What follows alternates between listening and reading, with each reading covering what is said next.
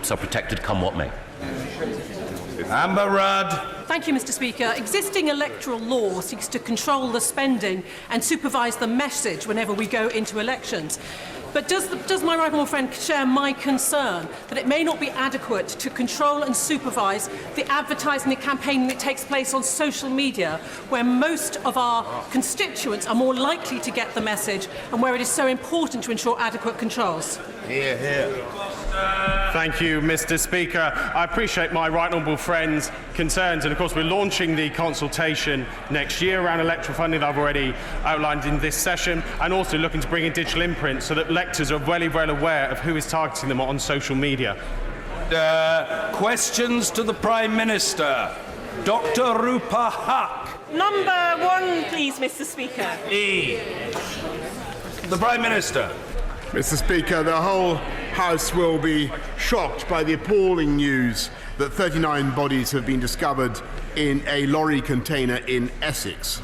This is an unimaginable tragedy and truly heartbreaking. I know that the thoughts and prayers of all members are with those who lost their lives and their loved ones. I'm receiving regular updates, and the Home Office will work closely with Essex Police as we establish exactly what has happened. And my right honourable friend, the Home Secretary, will be making an oral statement immediately after these questions. Mr. Speaker, this morning I had meetings with ministerial colleagues and others. In addition to my duties in this House, I shall have further such meetings later today. Dr. Rupa Huq. Mr. Speaker, can I completely associate myself with the remarks the Prime Minister made about the tragedy in Essex? I don't normally do that, but on this occasion I completely am with him. Good to see the PM at PMQs. In nearly 100 days, I think until today, he'd only ever done one. The Prime Minister has, we all know, a long list of shortcomings. So could he do something?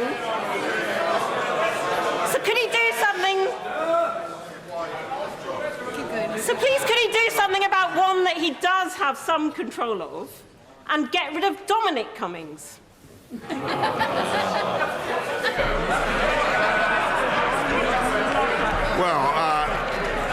Mr. Speaker, I think I'll try to reply with the generosity of spirit that she would expect from me, and just say that I receive excellent advice from a wide range of advisors and officials, and it is the role of advisors to advise and of government to decide, and I take full responsibility for everything that this government does.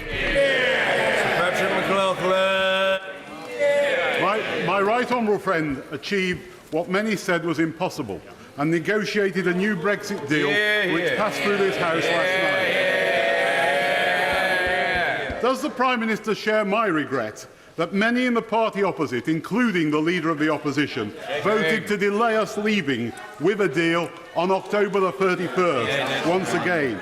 Not least after what he said in this House on the 22nd of February 2016, that his party welcomed the fact that it is now up to the British people to decide whether we remain in the European Union. My right honourable friend, as so often, speaks with complete good sense, and I do think it was a remarkable thing that so many members of the House were able to come together last night and approve the second reading of the bill. I think it was a great shame that the House, as it were, willed the end, Mr. Speaker, but not the means. But there is still time for the right honourable gentleman to do that and to explain to the people of this country how he proposes to honour his promise that he made repeatedly and deliver on the will of the people and get Brexit done. Because and perhaps, Mr. Speaker, he will enlighten us now. Jeremy Corbyn. Thank you, Mr. Speaker. I join others who've offered their deep sadness at today's news of 39 people being found dead in a lorry container in Grays. Can we just think for a moment of what it must have been like for those 39 people, obviously in a desperate and dangerous situation, for their lives to end, suffocated to death in a container. This is an unbelievable human tragedy that happened in our country at this time. We obviously need to look at the whole situation and answers to what has happened there. But also, I do pay an enormous tribute to the emergency services who've gone to the scene to deal with it. All of us should just think for a moment what it's like to be a police officer or a firefighter, to open that container and have to remove 39 bodies from it and deal with them in an appropriate and humane way. We should just think for a moment of what inhumanity is done to other human beings at this terrible moment. Yesterday, Mr. Speaker, before the Prime Minister decided to delay his own withdrawal bill, he promised to maintain... Let me finish. Decided to delay his own withdrawal bill.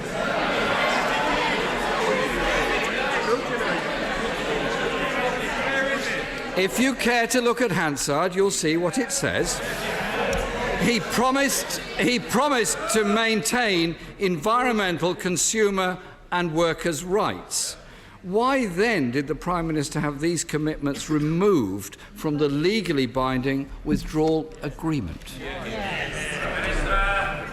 Mr. Speaker, I don't think we could have been clearer yesterday in our commitment to have the highest possible standards for workers' rights, for environmental standards, and indeed, I think one of the things that brought the House together was the knowledge that as we go forward and build our future partnership with the EU, it will always be open to members on all sides of the House to work together to ensure that whatever the EU comes up with, we can match and pass into the law of this country. And that, I think, commanded a lot of support and a lot of assent across the House. And I must say I find it peculiar that he now wants this bill back because he voted against it last night, and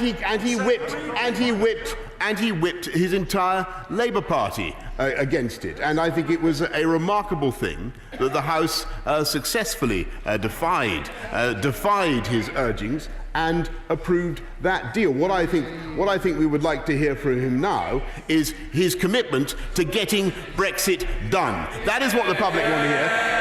And I'm afraid, Mr. Speaker, they are worried that all he wants is a second referendum.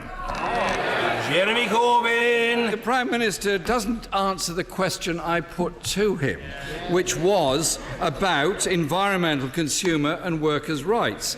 And I'm not surprised because...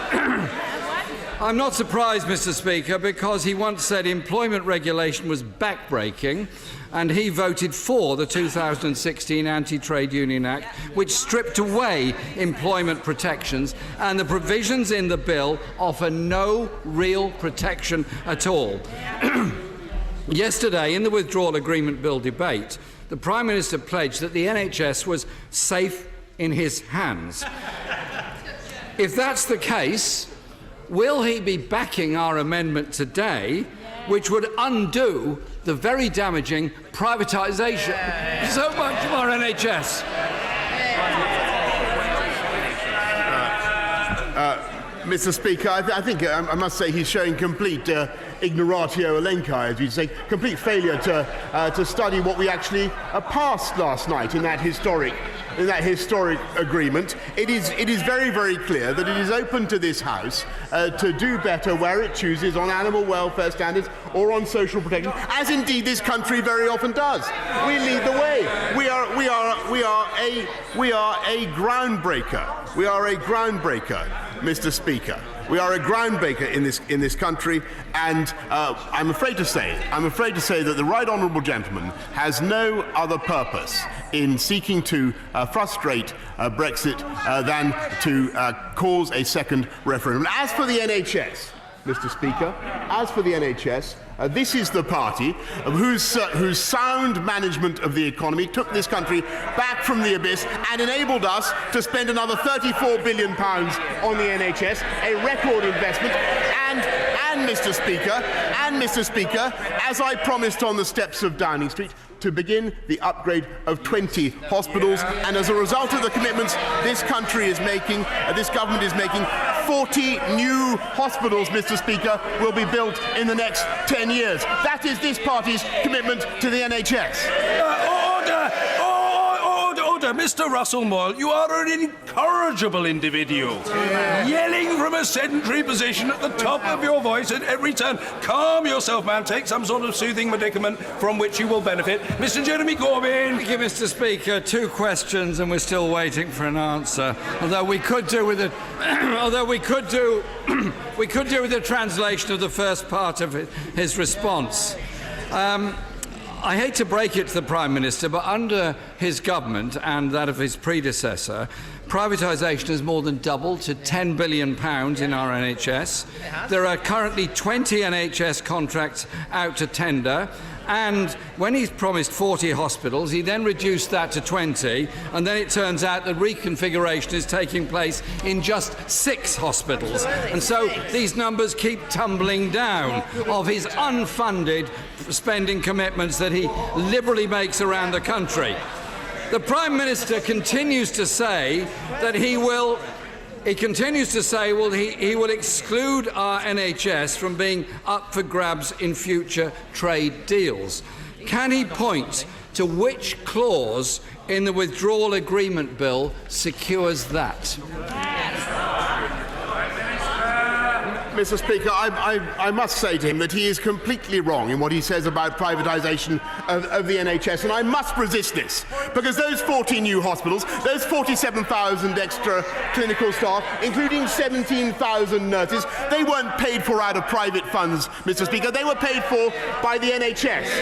And the reason we're able to pay for them is because this party and this government believes in sound management of the economy, not recklessly putting up corporation tax, not recklessly wrecking the economy in the way that renationalising companies in the way that he would do.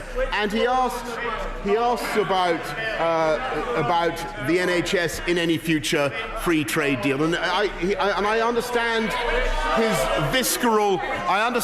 visceral dislike of America and his visceral dislike, and I understand his visceral dislike of free trade. Jeremy Corbyn. Mr. Speaker, I actually asked the Prime Minister which clause in the bill protects our NHS, and obviously there's time for him to help us with an answer on that. He should also be aware that there's no public capital allocations made for the funding commitments that he's announced. All he said is there's seed funding. I'm not sure what seed funding is, but it doesn't sound like the commitment that we were seeking, and it sounds awfully like private finance going into the NHS in order to deal with the issues it faces. Mr. Speaker, less than 1 year ago, the Prime Minister said, and I quote, that any regulatory checks and custom controls between Great Britain and Northern Ireland would damage the fabric of the Union. Given that this deal clearly does damage the fabric of the Union, does he still agree with himself? Mr. Speaker, I believe that, and I know that this was raised many times in the House yesterday, I believe that the Union is preserved, and indeed we are able to go forward together as one United Kingdom and do free trade deals in a way that would have been impossible under previous deals. This is a great advance for the whole of the UK, and we intend to develop that together with our friends in Northern Ireland. But I must say to the right honourable gentleman, and indeed his colleagues on the front bench, that I think it's a bit rich, Mr. Speaker, to hear from him about his sentimental attachment to the fabric of the union between Great Britain and Northern Ireland, when he has spent most of his political lifetime supporting the IRA and those who would destroy it by violence. Mr. Speaker, the Prime Minister has a habit of not answering any questions that's put to him. Northern Ireland will remain on single market rules within the EU on goods and agricultural products. The rest of the UK will not. As the Honourable Member for East Antrim pointed out yesterday, it does create a very real border down the Irish Sea, something he said in terms to a DUP conference he would never do. And it wasn't that long ago. It may be when he was trying to become the Tory party leader that he said that. The Prime Minister told the House on Saturday there would be no checks on goods moving between Northern Ireland and Great Britain, yet yesterday the Brexit Secretary confirmed to the Lords European Union Committee that Northern Irish businesses sending goods to Britain would have to complete export declaration forms. Is the Prime Minister right on this, or is the Brexit Secretary right on this? They can't both be right. Mr. Speaker, let's be absolutely clear that the United Kingdom is preserved whole and entire by these arrangements, and indeed the whole of the UK will be allowed to come out of the European Union customs union so that we can do free trade deals together. There will be no checks between Northern Ireland and GB, and there will be no tariffs. There will be no tariffs between Northern Ireland and there will be no tariffs between Northern Ireland and GB, because we have protected the customs union. And I may say, Mr. Speaker, this lachrymose defence of the union, as I say, comes a little ill from somebody who not only campaigned to break up the union between Great Britain and Northern Ireland by his support of the IRA, but who also, Mr. Speaker, wants to spend the whole of the next year in a referendum not just on the EU, but another referendum on Scotland, Mr. Speaker. That's what he wants. This is a threat to our United Kingdom on the Labour front bench. Mr. Speaker, I really do wonder if the Prime Minister has read Clause 21 of his own bill. The Good Friday Agreement was one of the greatest achievements of this House, led by a Labour government at that time. Mr. Speaker, the Prime Minister unlawfully prorogued Parliament. He said he would refuse to comply with the law. He threw Northern Ireland under a bus. He ripped up protections for workers' rights and environmental standards, lost every vote along the way, and tried to prevent genuine democratic scrutiny and debate. He once said the whole withdrawal bill, as signed by the previous Prime Minister, is a terrible treaty.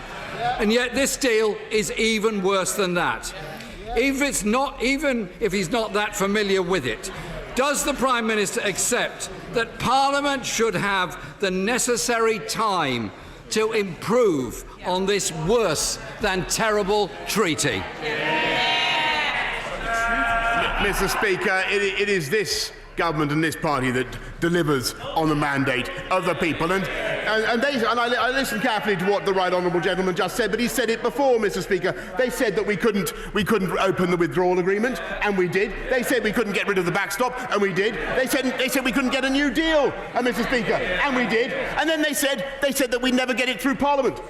And they did their utmost, didn't they? They did their utmost to stop it going through Parliament. And we got it through Parliament last night, Mr. Speaker.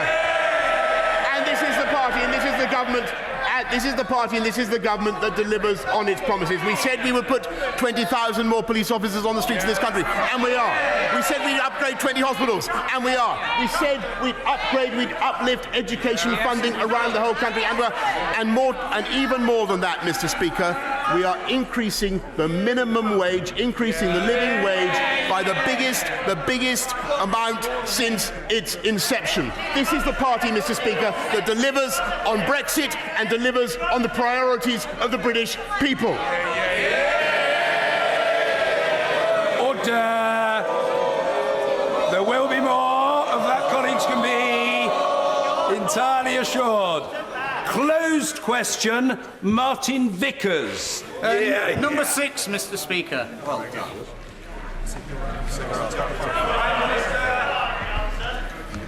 Mr. Speaker, we will invest in infrastructure in every corner of the UK, including £13 billion on transport in the north of the country. Martin Vickers. I thank my right honourable friend for his reply. One thing that would encourage investment in northern Lincolnshire and boost the local economy is free port status for the Humber ports, and improved access to those ports by an upgrade to the A15 between Lincoln and the A180 and improved east-west rail freight connections. Could my right honourable friend confirm support for those proposals? I can indeed, Mr. Speaker, confirm support for those proposals, and I well remember meeting my honourable friend and his constituents in the corridor, I think, in Portcullis House, when they raised with me, in addition, the issue of the crossing of the railway line at Suggett's Lane, Mr. Speaker. And I wish to assure my honourable friend that Suggett's Lane is never far from my thoughts. And I have undertakings from the Department of Transport that they will seek to find a solution, a safe means for pedestrians to cross the railway line at Suggett's Lane, in addition to the other pledges I have made today. Ian Blackford. Thank you, Mr. Speaker. The loss of life that we've learned about this morning in Essex, 39 people that have been taken from this earth, should distress us all. And the fact that this should happen in the United Kingdom, we need to dwell on. That people put themselves in such situation in the search of a better life. And we must not just brush this off as an incident. We have to learn the lessons as to why this has happened. Our thoughts and prayers must be with everyone. And those from the emergency services that have had to avail themselves of this most shocking sight this morning. We must not just have warm words today, and that's the end of it. As a humanity, we must learn from this terrible, terrible tragedy. Mr. Speaker, within the last hour, the First Ministers of Scotland and Wales joined forces to oppose the Tory government's damaging Brexit bill. A bill that risks jobs, opportunities and our entire economic future. Mr. Speaker, Scotland did not vote for this toxic Tory Brexit or any Brexit. It voted overwhelmingly to remain. Will the Prime Minister stop ignoring Scotland and confirm today that he will not allow this legislation to pass unless consent is given by the Scottish Parliament? Yes or no, Prime Minister?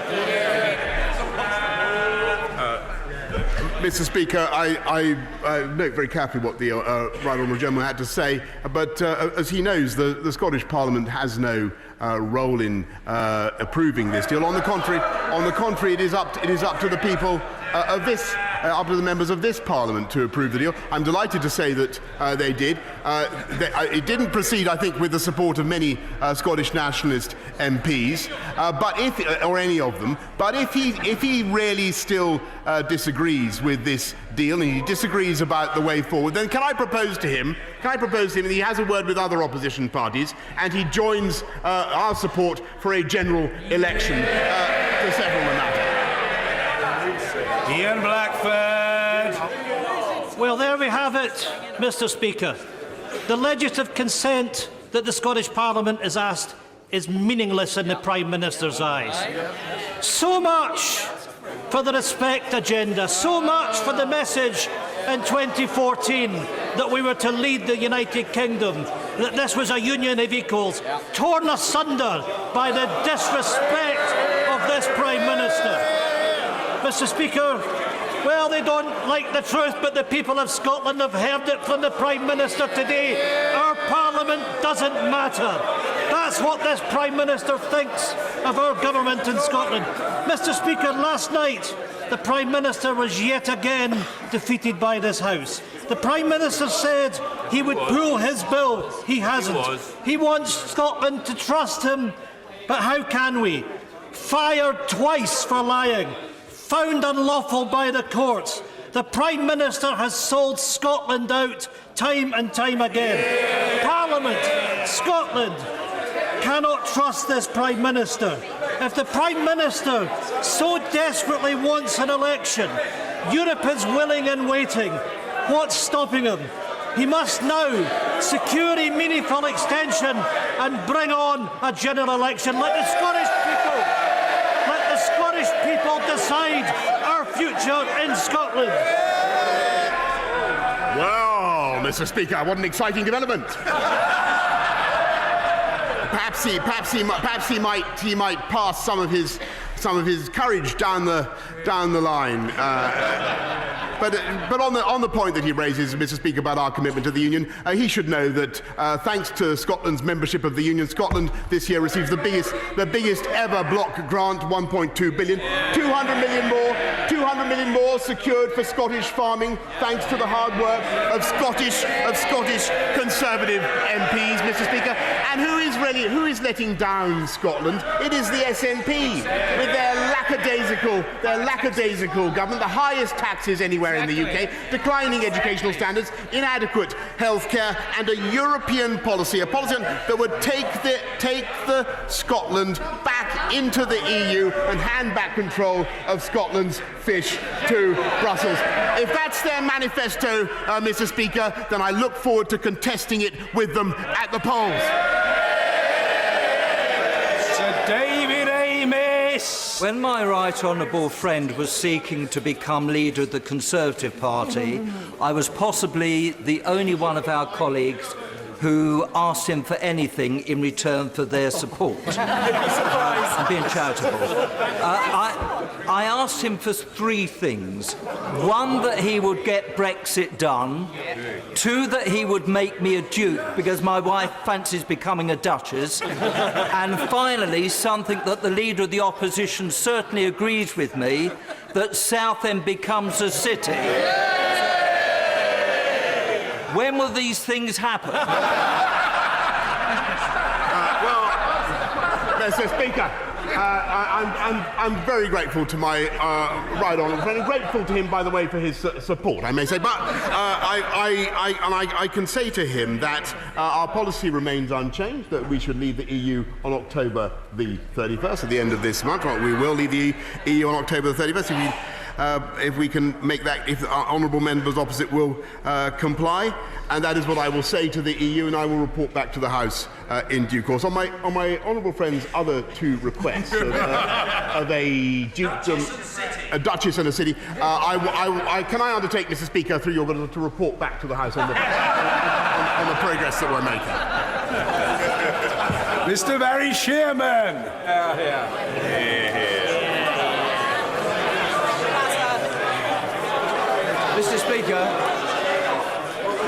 Mr. Speaker, I wonder if the Prime Minister has seen the heartbreaking images of children being killed, mutilated, seriously injured on the Syrian border.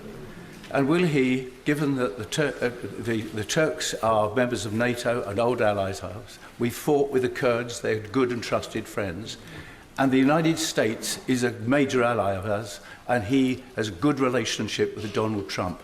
Will he step up to the plate and show that the British government cares about this and is willing to do something about it? Well, I thank the right honourable gentleman, and he's absolutely right to raise this issue. And if I may say so, it is an appalling state of affairs, and the House will be aware of what is happening in northern Syria.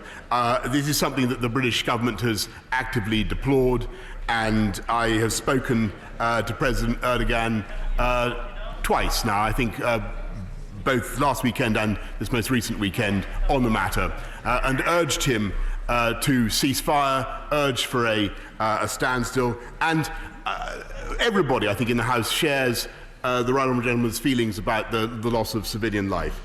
It is particularly unsettling to see some of our close allies at variance in this matter. So the UK is working very closely now, as he would expect, with our French and German friends, to try to bring an understanding to President Erdogan of the risks that we think this policy is running, and, of course, to persuade our American friends that we cannot simply turn a blind eye to what is happening in Syria. And he is entirely correct in what he said.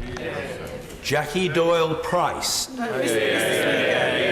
I'm grateful for the comments made by members about the tragic events that have been unfolded in my constituency this morning.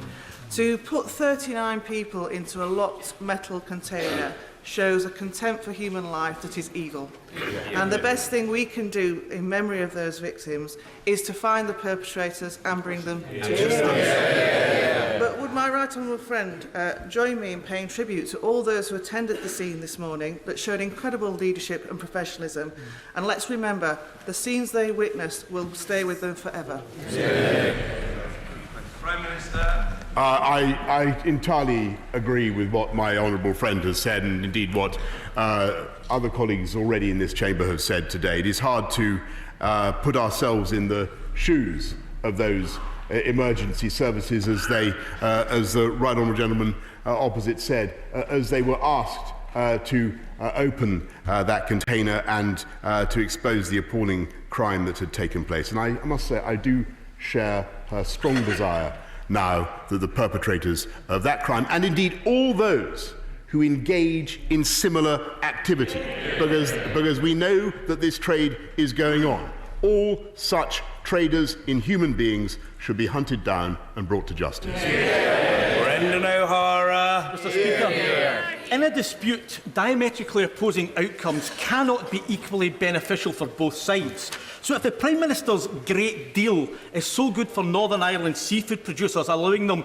access to the single market and the customs union, how would he describe his deal for the shellfish producers of my Argyll and Bute constituency, who fish in the same waters for exactly the same catch, but do not have access to the single market and the customs union? One has a great deal. What does the other one have?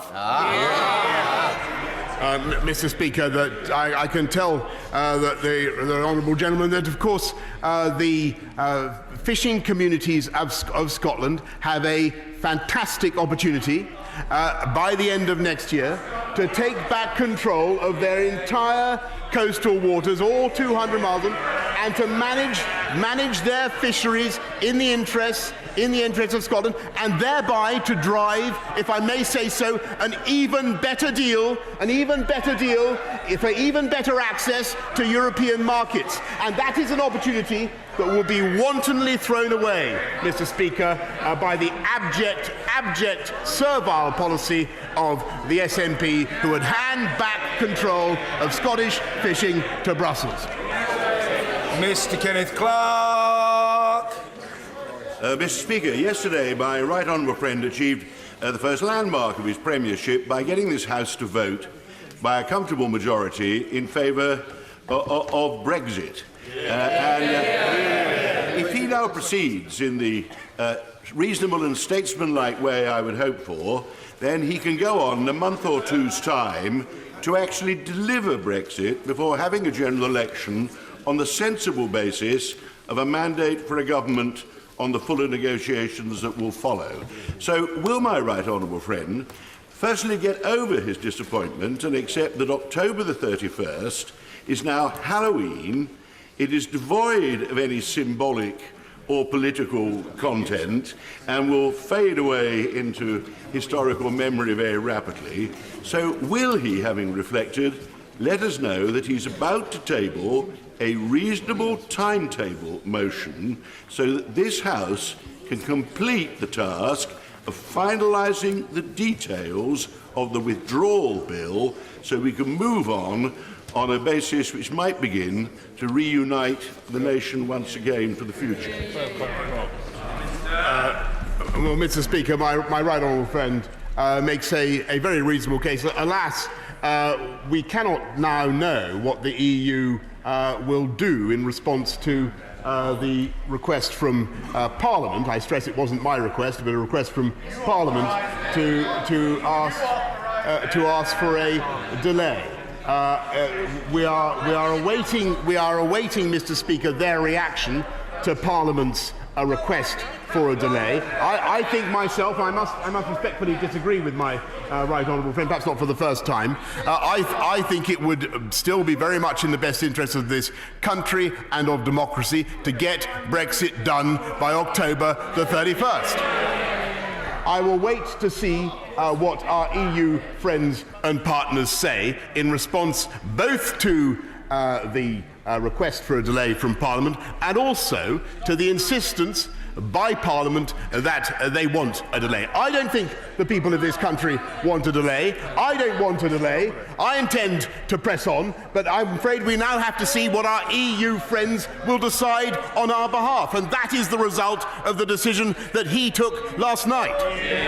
Jonathan Reynolds. Thank you, Mr. Speaker. The National Farmers Union reported this week that 16 million apples have rotted away because the immigrant workers that normally pick those for the country have chosen not to come. Now, immigration was clearly a big part of the EU referendum, and the Prime Minister has promised a points-based system, but that isn't going to allow for people coming here to pick fruit. So what does the Prime Minister intend to do to stop the scandal of British food rotting away in the fields? Well, Mr. Speaker, to the best of my knowledge, there are more EU nationals living and working in this country than ever before, and that's in many ways a great thing. But we have, as he knows, the EU settlement scheme, national settlement scheme, to encourage people to come forward and register if they're in any doubt about their status. But also, we will be bringing forward an Australian-style points-based immigration system to make sure that all sectors have access to the labour they need. Any Mordaunt. Speaker, can I congratulate the Prime Minister on achieving so many things that the establishment said were impossible? In light of that, could I ask him to instruct the Cabinet Office to examine how we can bring an end to male primogeniture and the ridiculous rules in the honours system which value women less than men, hopefully before he makes good on his undertakings to my honourable friend, the member for Southend-on-Sea? Mr. Speaker, speaking as the oldest son who's never seen any particular benefits from that, I understand completely what she says. I will reflect on her request, and I think she speaks for many people around the country in wishing to see fairness and equality in the way we do these things. Ronnie Cowan. Thank you, Mr. Speaker. There are families across the United Kingdom that have children suffering from epilepsy. Many have found that medical cannabis is a great help, but they've been driven to either act unlawfully or paid huge sums of money to gain access to medical cannabis. The Secretary of State for Health stated on the 19th of March that in several months' time it will be made available. Endor Payne wrote to the Prime Minister on the 19th of September and is still to receive an answer. When will the Prime Minister take the necessary actions required to ensure those children can access medical cannabis legally and at no cost?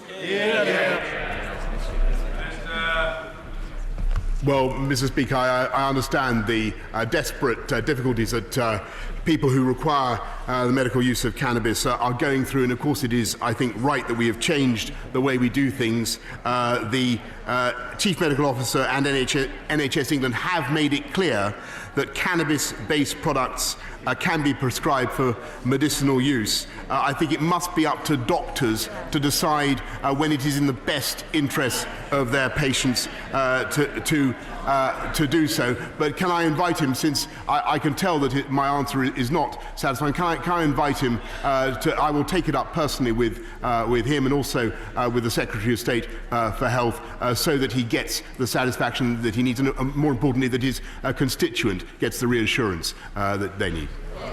Sir Alan Duncan.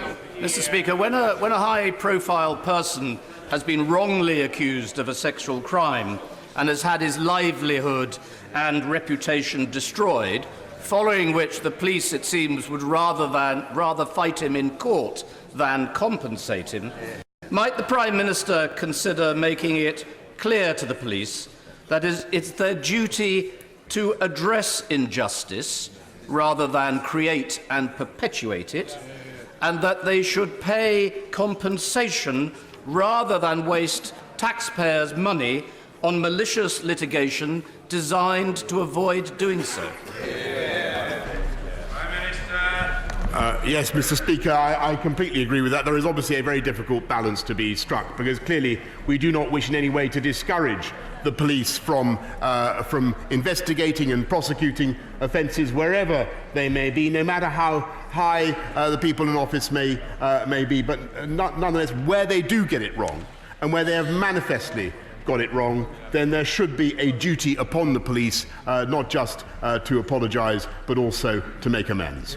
Jim Cunningham. Thank you very much, Mr. Speaker. When is the Prime Minister going to sort out the difference between the BBC and the government in relation to his manifesto commitment at the last general election to implement free television licences for the over 75? When is something going to be done about it? Mr. Speaker, it is up to the BBC has the funds, as the honourable gentleman knows full well. It is there, and they should be funding those free TV licences. And we continue to make that argument very vigorously with the BBC. And believe me, he asked me to put the screws on the BBC. We certainly will. Lucy Allen. Mr. Speaker, Telford needs its A&E and its Women and Children's Centre. It's a town that will have a population of 200,000 people within the next 10 years. A new town, a former mining town, with pockets of deprivation and poor health outcomes. And while funding is being pumped into the affluent county town of Shrewsbury, some 20 miles away, Telford is losing vital services. Will my right honourable friend reverse the decision of the Health Secretary to approve this plan, and will he urge him to listen to the needs and concerns of my constituents and the representatives of the local area? Mr. Speaker, my honourable friend is a battler for the people of Telford, as I've seen myself, and she does a great deal of good work for them. I can tell her that as a first step, my honourable friend, the Health Secretary, has called on the A&E at the Princess Royal Hospital to stay open as an A&E local, but has asked for the NHS to come forward with further proposals for better health care in Telford. But I will certainly be taking up her further points with him. Elmore. Thank you, Mr. Speaker. The elderly and the vulnerable are more at risk from scamming than ever before, and Age UK has highlighted just this week that when the government's decision to scrap free TV licences for the over 75s will now put them at further risk of scamming, because they're now expecting fraudsters to go door to door collecting the licence fee once the government's decision has been implemented. Can the Prime Minister please prioritise the economic crime that scamming is, give the police the funding they need to investigate and prosecute these crimes, and reverse his decision to scrap the TV licences for over 75s? Mr. Speaker, I must correct him on what he's just said about our decision. It is the BBC. No, on the contrary. And I was very clear. No, come on. I really think, honourable ladies and gentlemen, they should be clear about what's happening. It is up to the BBC to fund these licences. But on his point about scamming, I think he's being reasonable, and we will ensure that we do give people the protection and the security they need, not least through another 20,000 police officers on the streets of our country. Order, given this widespread sadness that the very popular and respected member for Watford will be standing down at the next general election, it gives me great pleasure to call Mr. Richard Harrington. Thank you, Mr. Speaker, and it gives me great pleasure to be called, because as you have pointed out, this unfortunately may be my penultimate Prime Minister's questions, will unfortunately be your penultimate Prime Minister's questions, but I hope it will not be my right honourable friend, the Prime Minister. I would like to ask my right honourable friend, the Prime Minister, if he's aware that for many people, many members like myself who voted for his bill last night, but voted against the programme motion, we would be delighted to accept a reasonable compromise for the proper scrutiny of this bill, and this was not a vote for revocation in disguise. Well, Mr. Speaker, I can just thank my right honourable friend for his support, and I thought he was going to ask about the hospital in Watford, Mr. Speaker, which I'm delighted to say is going to be rebuilt along with many others across the country. And I congratulated him as a Conservative member then, and delighted that he's on all the work he's done for Watford. On the bill. Mr. Speaker. I'm delighted that the House voted in favour of the bill. Unfortunately, as I say, they willed the end but not the means. The House of Commons has alas voted to delay Brexit again. We now must see what the EU says about that request for a delay, and I'll be studying their answer very closely to see how we proceed, Mr. Speaker. From West. Thank you, Mr. Speaker. Last Saturday, the Haringey Football Club players experienced racist slurs, were spat upon, and experienced the most disgusting behaviour during a grassroots football match. Will the Prime Minister congratulate the manager, Tom Lloyd-Zoo, for taking the players off, which is a very courageous decision? And can he explain to the House why bigotry has currently been emboldened under the current government?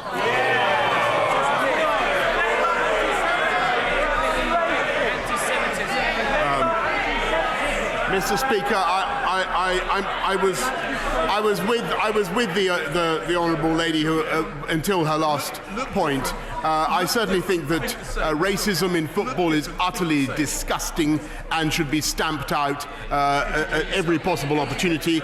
And she will have seen what happened in Bulgaria. I'm delighted to say that the head of the Bulgarian Football Association was dismissed from his position as a result of what happened in that match. We will certainly be making sure that we do everything we can to stamp out racism of any kind, wherever it takes place in this society, and whatever form it takes. Connectivity across Angus is one of the most urgent issues, and I want to see full coverage of mobile rollout throughout my constituency. So I wholeheartedly support the Shared Rural Network Initiative, which is joint between the Government and the 4 main mobile providers, ensuring that we have masts in not-spot areas, but also reciprocal agreements between the operators to ensure that my constituents and constituents across the United Kingdom have that access. So will the Prime Minister assure me that he understands that connectivity is a top priority in Angus, and will he ensure that the funding that needs to get into this initiative to get it going will be given through the right channels? Mr. Speaker, once again, the voice of Scotland, the voice of Angus. Thank you very much to my honourable friend. We are indeed engaged in levelling up not just the provision of gigabit broadband across the whole of the country, but also improving 4G mobile signal as well. It is our ambition, Mr. Speaker, to have 95% of the UK covered by 4G mobile signal. We've made changes to the regulations and the planning laws to make it easier for the infrastructure to be put in place, and my right honourable friend the Chancellor, Mrs. Speaker, has just assured me that the honourable lady's particular request is going to be addressed. The Mayor of London has cut air pollution in central London by a third in the first 6 months of his ultra-low emission zone. Does the Prime Minister support the Mayor's plan to expand that zone? And does he still oppose the third runway at Heathrow that will reverse these gains? He's going to lie in front of the...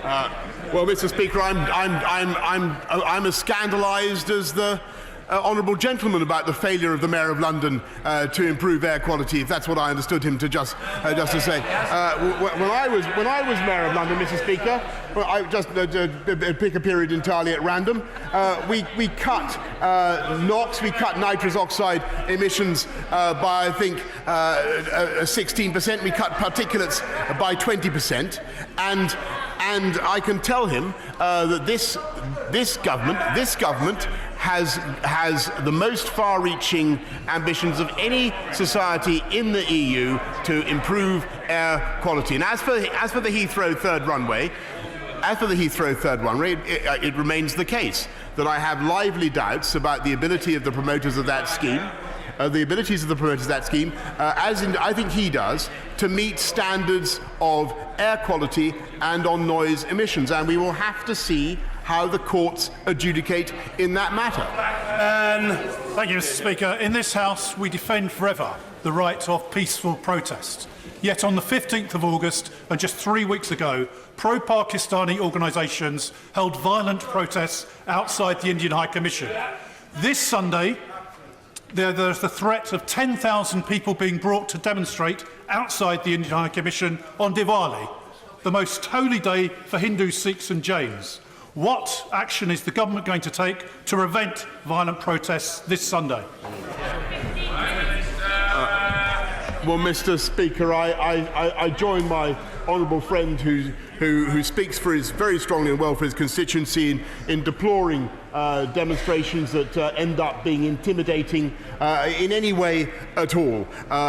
My honourable friend will understand this is a police operational matter, but I know that I'm just speaking to my right honourable friend, the Home Secretary, and she will be raising it with the police. But we must all be clear. We must all be clear in this House that violence and intimidation anywhere is wholly unacceptable in this country.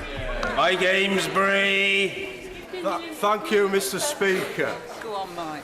8 consultations on, and millions of people are still caught by the leasehold scandal. Yeah. At what stage is the Prime Minister and his government going to get a grip and end this feudal system once and for all?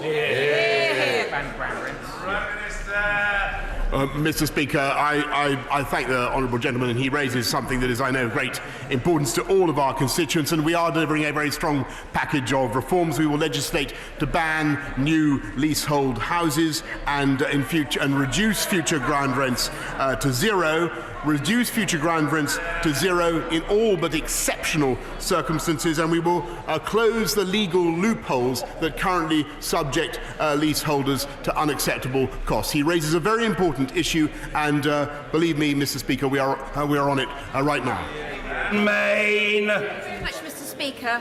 A toxic and carcinogenic bromate plume is threatening my constituency. There is plans to drill a new gravel quarry in Smallford which may disturb this plume and enter it into the watercourses.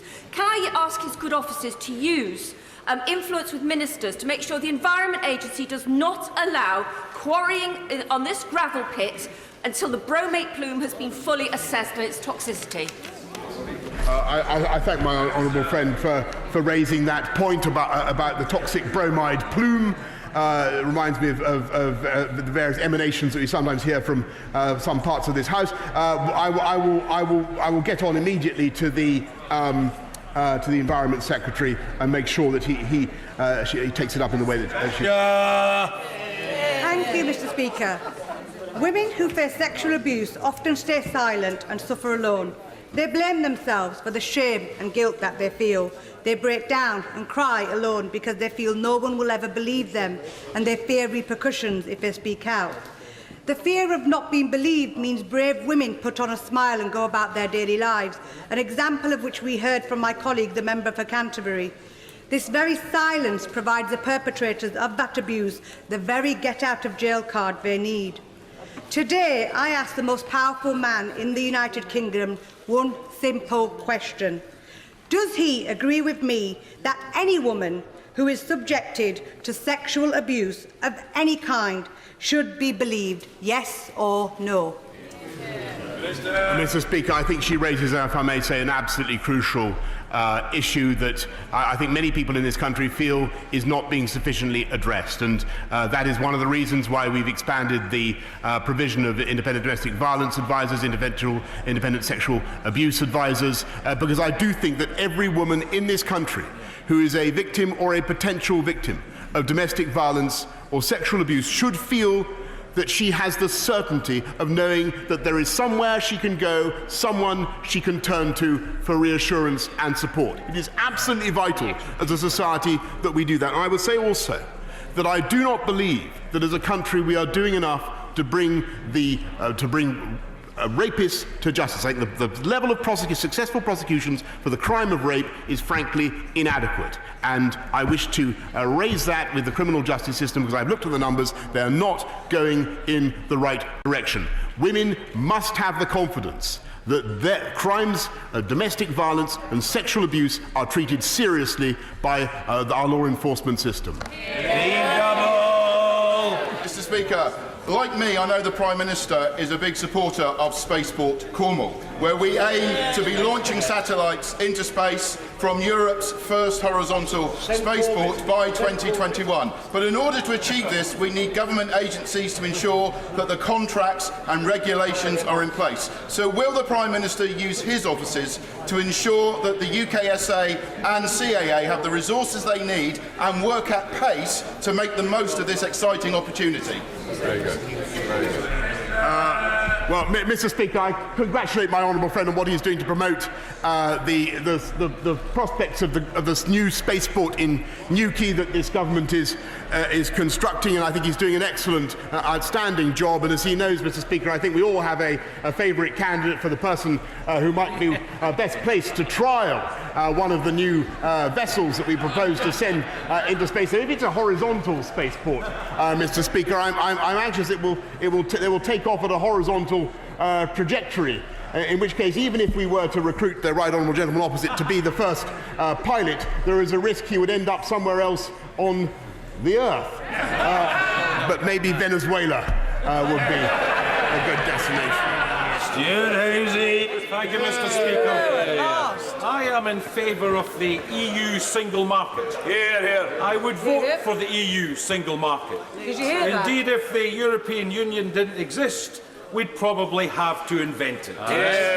Not my words, the Prime Minister. So let me ask him, what was it about the trappings of power that led him to abandon reason, embrace Brexit, and put so many jobs, so much trade, and so much prosperity at risk across these islands? Mr. Speaker, as I think I said in the House on Saturday, there are clearly two schools of thought, two sides of the British psyche when it comes to the issue, and the House has been divided as the country has been divided. But I happen to think that we, after 47 years of EU membership, in the context of an intensifying federalist agenda in the EU, we have a chance now to make a difference about our national destiny and to seek a new and better future as a proud, independent, open, generous, global, free-trading economy. That is what we can do, Mr. Speaker. That is the opportunity that this country has, and I hope very much that he will support it and help us to deliver Brexit, deliver on the mandate of the people, and get it done by October the 31st. Douglas Ross. Mr. Speaker, last week saw the damaging US tariffs applied to many iconic Murray products such as single malt Scotch whisky and shortbread. These industries had nothing to do with the dispute between the US and the EU, so what is the government and the Prime Minister doing to try and get these tariffs removed as quickly as possible? Well, Mr. Speaker, my honourable friend campaigns valiantly on this issue, and he's absolutely right. And both I and my right honourable friend, the Chancellor, have raised this matter personally with our counterparts in the United States. It is a rank injustice that Scottish whisky is being penalised in the way that it is, and we hope that those tariffs will be withdrawn as soon as possible. But it has been raised repeatedly at the highest level. Finally, Joyce Winson. Thank you, Mr. Speaker. And I would like to associate myself and my colleagues from these benches with the remarks that have been made earlier about the horrific deaths of 39 people in Essex. Mr. Speaker, it is good manners to say thank you when our friends help us out. So would the Prime Minister like to express his gratitude to the 19 Labour MPs who voted for his deal last night, and to the Leader of the Opposition for meeting with him this morning to help push through his bad Brexit deal?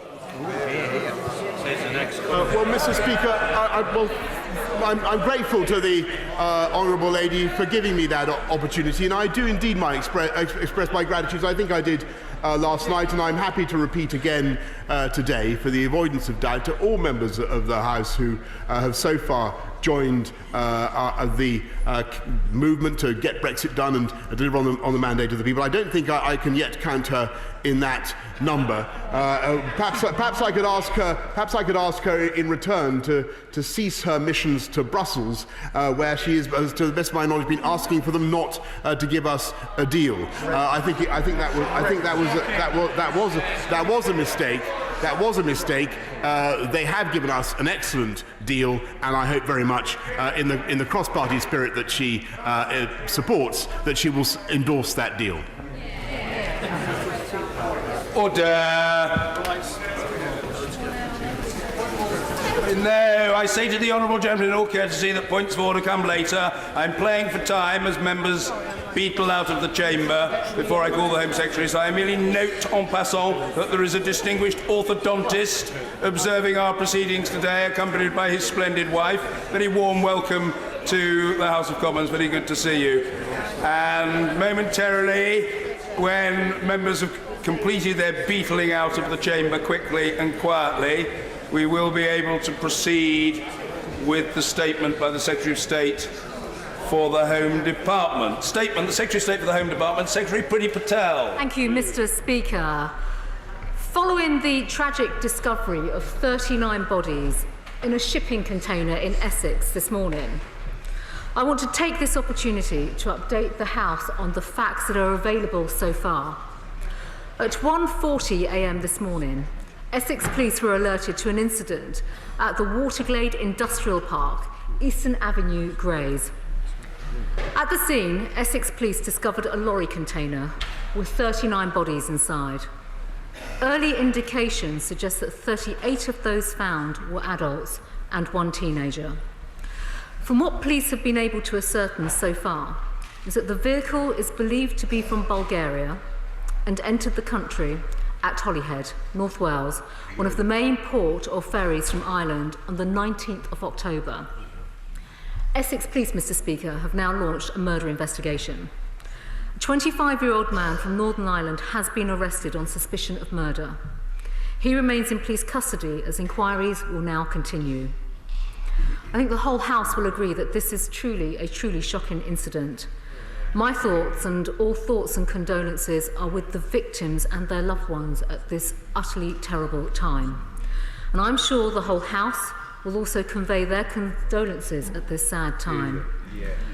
While the nationalities of the victims are not yet known, I have asked my officials to work closely with the investigation, providing all assistance we can in these horrific circumstances. This is on top of the joint working that's taking place already between the police, border force, immigration enforcement, the National Crime Agency and other law enforcement agencies to ascertain exactly how this incident occurred. Day in, day out, they work tirelessly to secure our borders against a wide range of threats, including people trafficking. And we will continue to work with international partners to keep people safe. Mr. Speaker, this is a tragic loss of life, and I and every one of my team will continue to update the House as more facts on this dreadful incident become known. Well done. Diane Abbott. Thank you, Mr. Speaker. I'd like to thank the Home Secretary for early sight of her statement.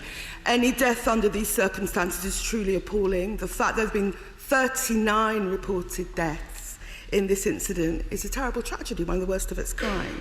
And each of the 39 will have partners, family and friends who perhaps even now don't know how their loved one died and the horrible circumstances. So I'm sure I speak for the whole House when I say that our thoughts, prayers and wishes go out to the bereaved and all the loved ones of the victims.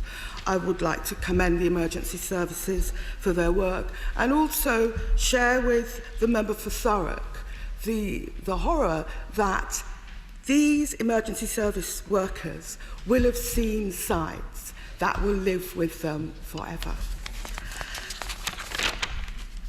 It's important to remember that these 39 poor, unfortunate people are the victims in this. They are preyed on by the greedy, the unscrupulous, and people who simply have a willful disregard for the lives of others. But we should take account of the wider context. Nobody leaves their homes on a journey like this with so much risk and fear on a whim. They often do it because they are actually desperate. They can be the victims of economic privation, of war, famine, catastrophic climate change. There are many adverse conditions that people are fleeing from, but we shouldn't lose sight of the fact that these people are victims. I would also like an assurance from the Home Secretary that the cooperation with the EU27 on people trafficking, which is vital to make sure that these events don't happen in the future, that it will not actually become harder or imperiled because we're actually leaving the EU. I think it's important as well to raise the general conditions of refugees and asylum seekers. On this side of the House, we've long argued the government should establish safe and legal routes for genuine refugees to make their way here. If they do not, I fear there may be further tragedies like this.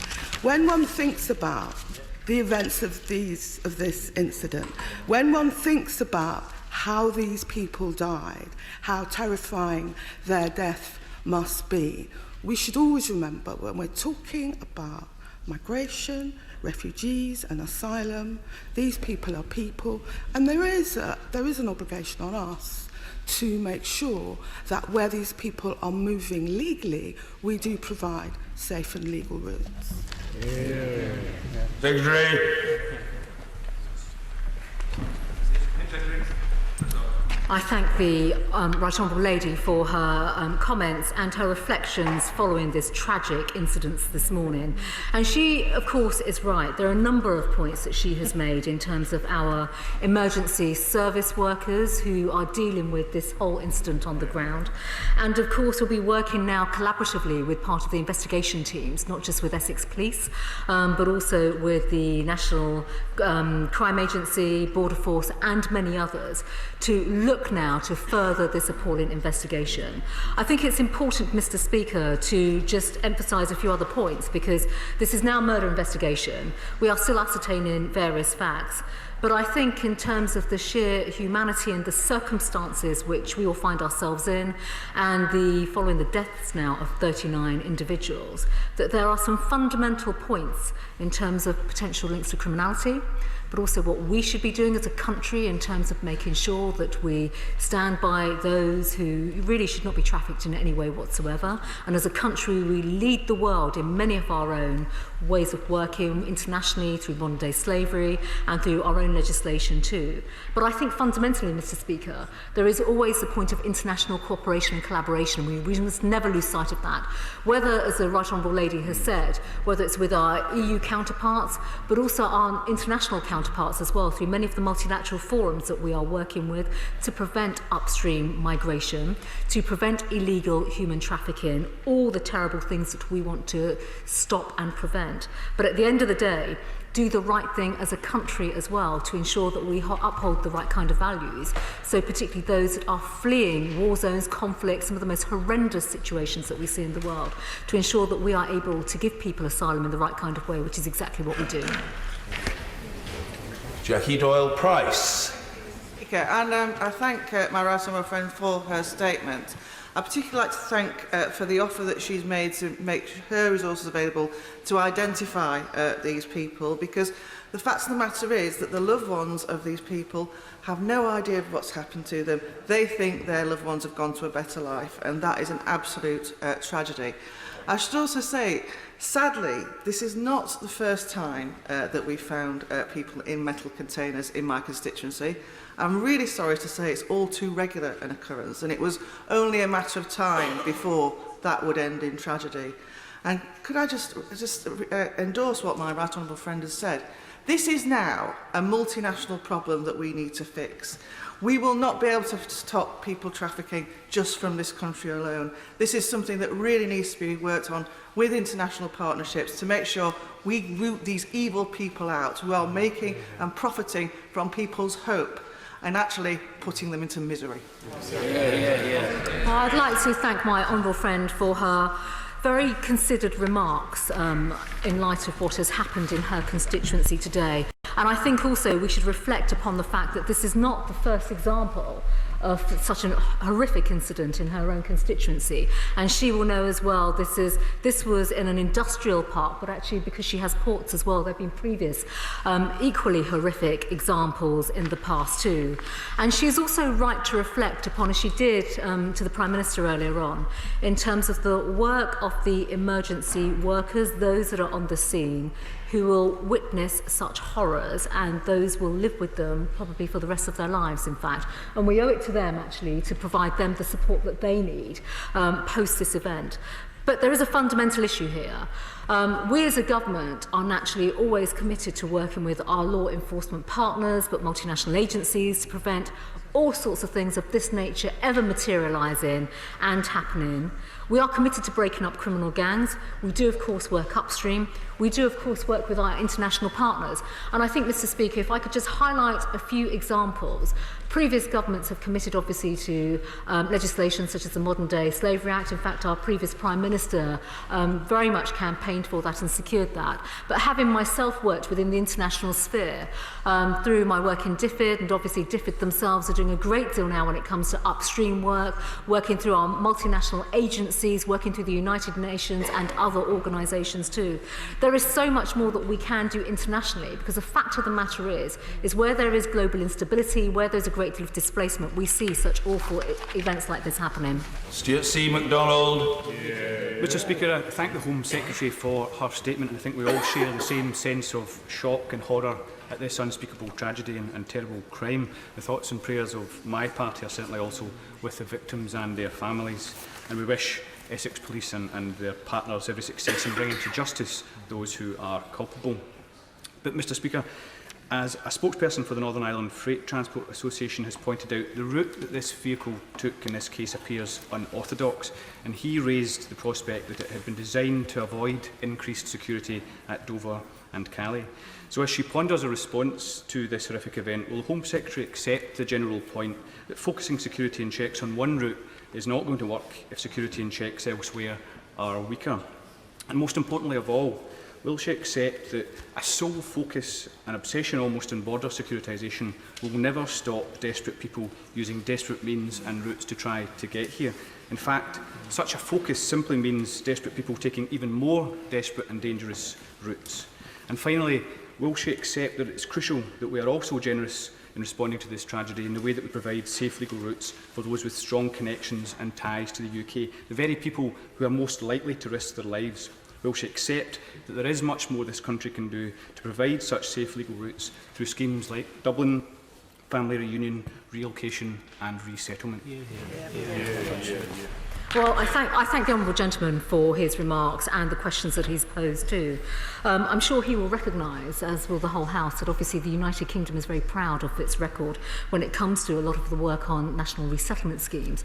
And clearly he's alluded to principles such as Dublin as well, where we do support resettlement. And that is absolutely the right principles that we as a nation stand by. And nobody would doubt that or question that at all. I think when it comes to obviously the route through which the potential lorry came through, and specific to his remarks as well, I think it is important, Mr. Speaker, to reflect upon the fact that, you know, across all avenues, all entries through our ports and airports, in fact, obviously the UK operates intelligence-led controls. We have Border Force, obviously doing checks at every single level. But the fundamental principle here that we cannot ignore is the fact of the matter is we are dealing with those that are using people for the most appalling purposes. And what we have seen today and what we are witnessing is one of the most horrendous crimes against humanity and crimes against individuals. And that's why I think as we don't know the full facts, we don't have the full details behind what is going on, we must give the police and other agencies the space to investigate what has happened, and then obviously look at what more we can do to prevent incidents like this from happening again. Damien Green. Mr. Speaker, my right honourable friend will be aware that words are barely available to cover the full horror of this. But she'll also be aware, to pick up one of the points just made, that most of the effort of Border Force in terms of combating the disgusting and murderous crime of people trafficking have been concentrated on the Channel ports and on unorthodox non-official transport across the Channel. Can she reassure the House that Border Force will be able to spread its efforts to cover not just Holyhead, as in this case, but also other ports around the country, where if lorries are coming in regularly, clearly this disgusting trade could take place, because it is going to require a defence of the whole United Kingdom if we're going to be successful in saving lives in the future? Well, my right honourable friend is absolutely right, and we have just seen today of one example, one incident, a horrific incident in Essex. But of course, my right honourable friend has also just alluded to other examples. Small boats, for example, coming through Kent, coming through Dover, and there has been a great deal of work that has taken place in preventing people trafficking through those particular routes. But he is right, and in answer to his question, absolutely, we are committed not just with Border Force, but with our other agencies, through our intelligence network as well, to work far more collaboratively to ensure that, yes, we can ensure that all ports are prepared, where our staff are looking out for some of the most appalling behaviours, some of the examples that we are now speaking about today in the House, but importantly that we do more collectively as a government to work with our international partners to stop this from happening in the first place. Given the importance of Holyhead, I call first Mr Albert Owen. Speaker, I'm shocked and saddened at this incident and the appalling loss of life, and my thoughts go out to the families of those 39 victims. The Secretary of State mentioned the port of Holyhead, the busiest seaport with the Republic of Ireland. And on October the 19th, the alleged lorry came through the port of Holyhead. Can she tell the House, I know it's early days, but how many checks were made on lorries at the port of Holyhead on that day? Because it is important, because I know the important work that multi-agencies do on people trafficking and drug trafficking through that very important port. My honourable friend raises a very, very important point. I cannot tell the House right now that information. That is subject to, obviously, the investigation. I will, of course, come back to him directly myself as this investigation unfolds with the specific information that he has asked for. But I can assure him that, of course, everything would have been done in terms of checks coming through Holyhead. Andrew Mitchell. Mr Speaker, both front benches and my honourable friend for Thurrock have spoken for the entire country at this horrific event. But isn't one of the most specific lessons that the existing international conventions simply don't work anymore because of events of recent years? We've seen this in the Mediterranean, off the coast of Libya, as well as in the Channel and through events like today. This is what the modern equivalent of the slave trader is perpetrating. So will she use her past experience, along with other members of the government, to try and persuade the United Nations to modernise and introduce a new convention which will be hopefully more fit for purpose and avoid these terrible events happening in the future? My right honourable friend raises such an important point, and he speaks with great experience and insight and knowledge on this issue. And he is right that as the world has changed, conflict has changed, we are seeing all sorts of desperate situations around the world, and there is much more that we can do in terms of leveraging our own voice and our own influence with the big organisations such as the United Nations. So there is no doubt that there is much more that can be done, and he will also be very familiar with the UN Migration Compact, which I think came about in around 2015, where great work, and in fact the United Kingdom stood up and spoke very, very convincingly to do much more in this space. But I think he's absolutely right, there is much more that we can do internationally. Yvette Cooper. I thank the Home Secretary for her statement. It's really unbearable to imagine people losing their lives in this awful way. And whilst we obviously cannot preempt the investigation, she is right to say that people trafficking is one of the most vile crimes that there is. People are profiting from putting other people's lives at risk and from other people's desperation. Could she tell the House what engagement has taken place with the Irish police and also with the Bulgarian police and with the European Migrant Smuggling Centre to make sure that there is full international cooperation into this awful crime, to make sure that more lives are not put at risk? I thank the Right Honourable Lady for her comments. She will appreciate that this is now a murder investigation. So as a result, all avenues of inquiry and collaboration are now underway. So I will report back to the House in due course and directly to the Right Honourable Lady too, once we are able to share much more specific information. But of course this is highly sensitive because this is now a live investigation. But as I said, all collaboration is now taking place. Stephen Metcalfe. Thank you, Mr. Speaker. Can I echo the words of my honourable friend, the member for Thurrock, and obviously my neighbour as well, and express my own shock and horror at the loss of 39 poor souls. Can I also pay tribute to all the emergency services, but also to local authority officers who I know are involved in dealing with this in a very professional way in a very difficult circumstances. Will my right honourable friend commit to supplying them with all necessary resources to be able to conduct their investigations and deal with the situation as speedily and as effectively as possible? I thank my honourable friend for his question, his comments and the points that he's raised. He's absolutely right. Our emergency services are obviously under great strain in dealing with this. This is an absolutely horrendous incident. But at the same time, our local authorities and our emergency services will be coming together with Essex Police and others to be supported. And as I said in my statement earlier on, we will provide all the necessary support that is required to not just obviously deal with the murder investigation, provide the support that's needed there, but actually help on the ground, because obviously this is a very, very deeply traumatising time. It is complicated because other agencies are involved, and now, of course, this is a murder investigation too.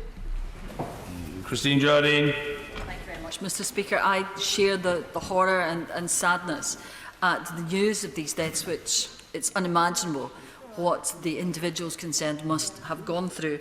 And while I welcome the Secretary of State's comments about more international action and recognising the need for safe legal routes to sanctuary, would she also agree with me that we have to look at our own immigration system and repair it to ensure that what we provide is fair, compassionate and effective for those who want to come here?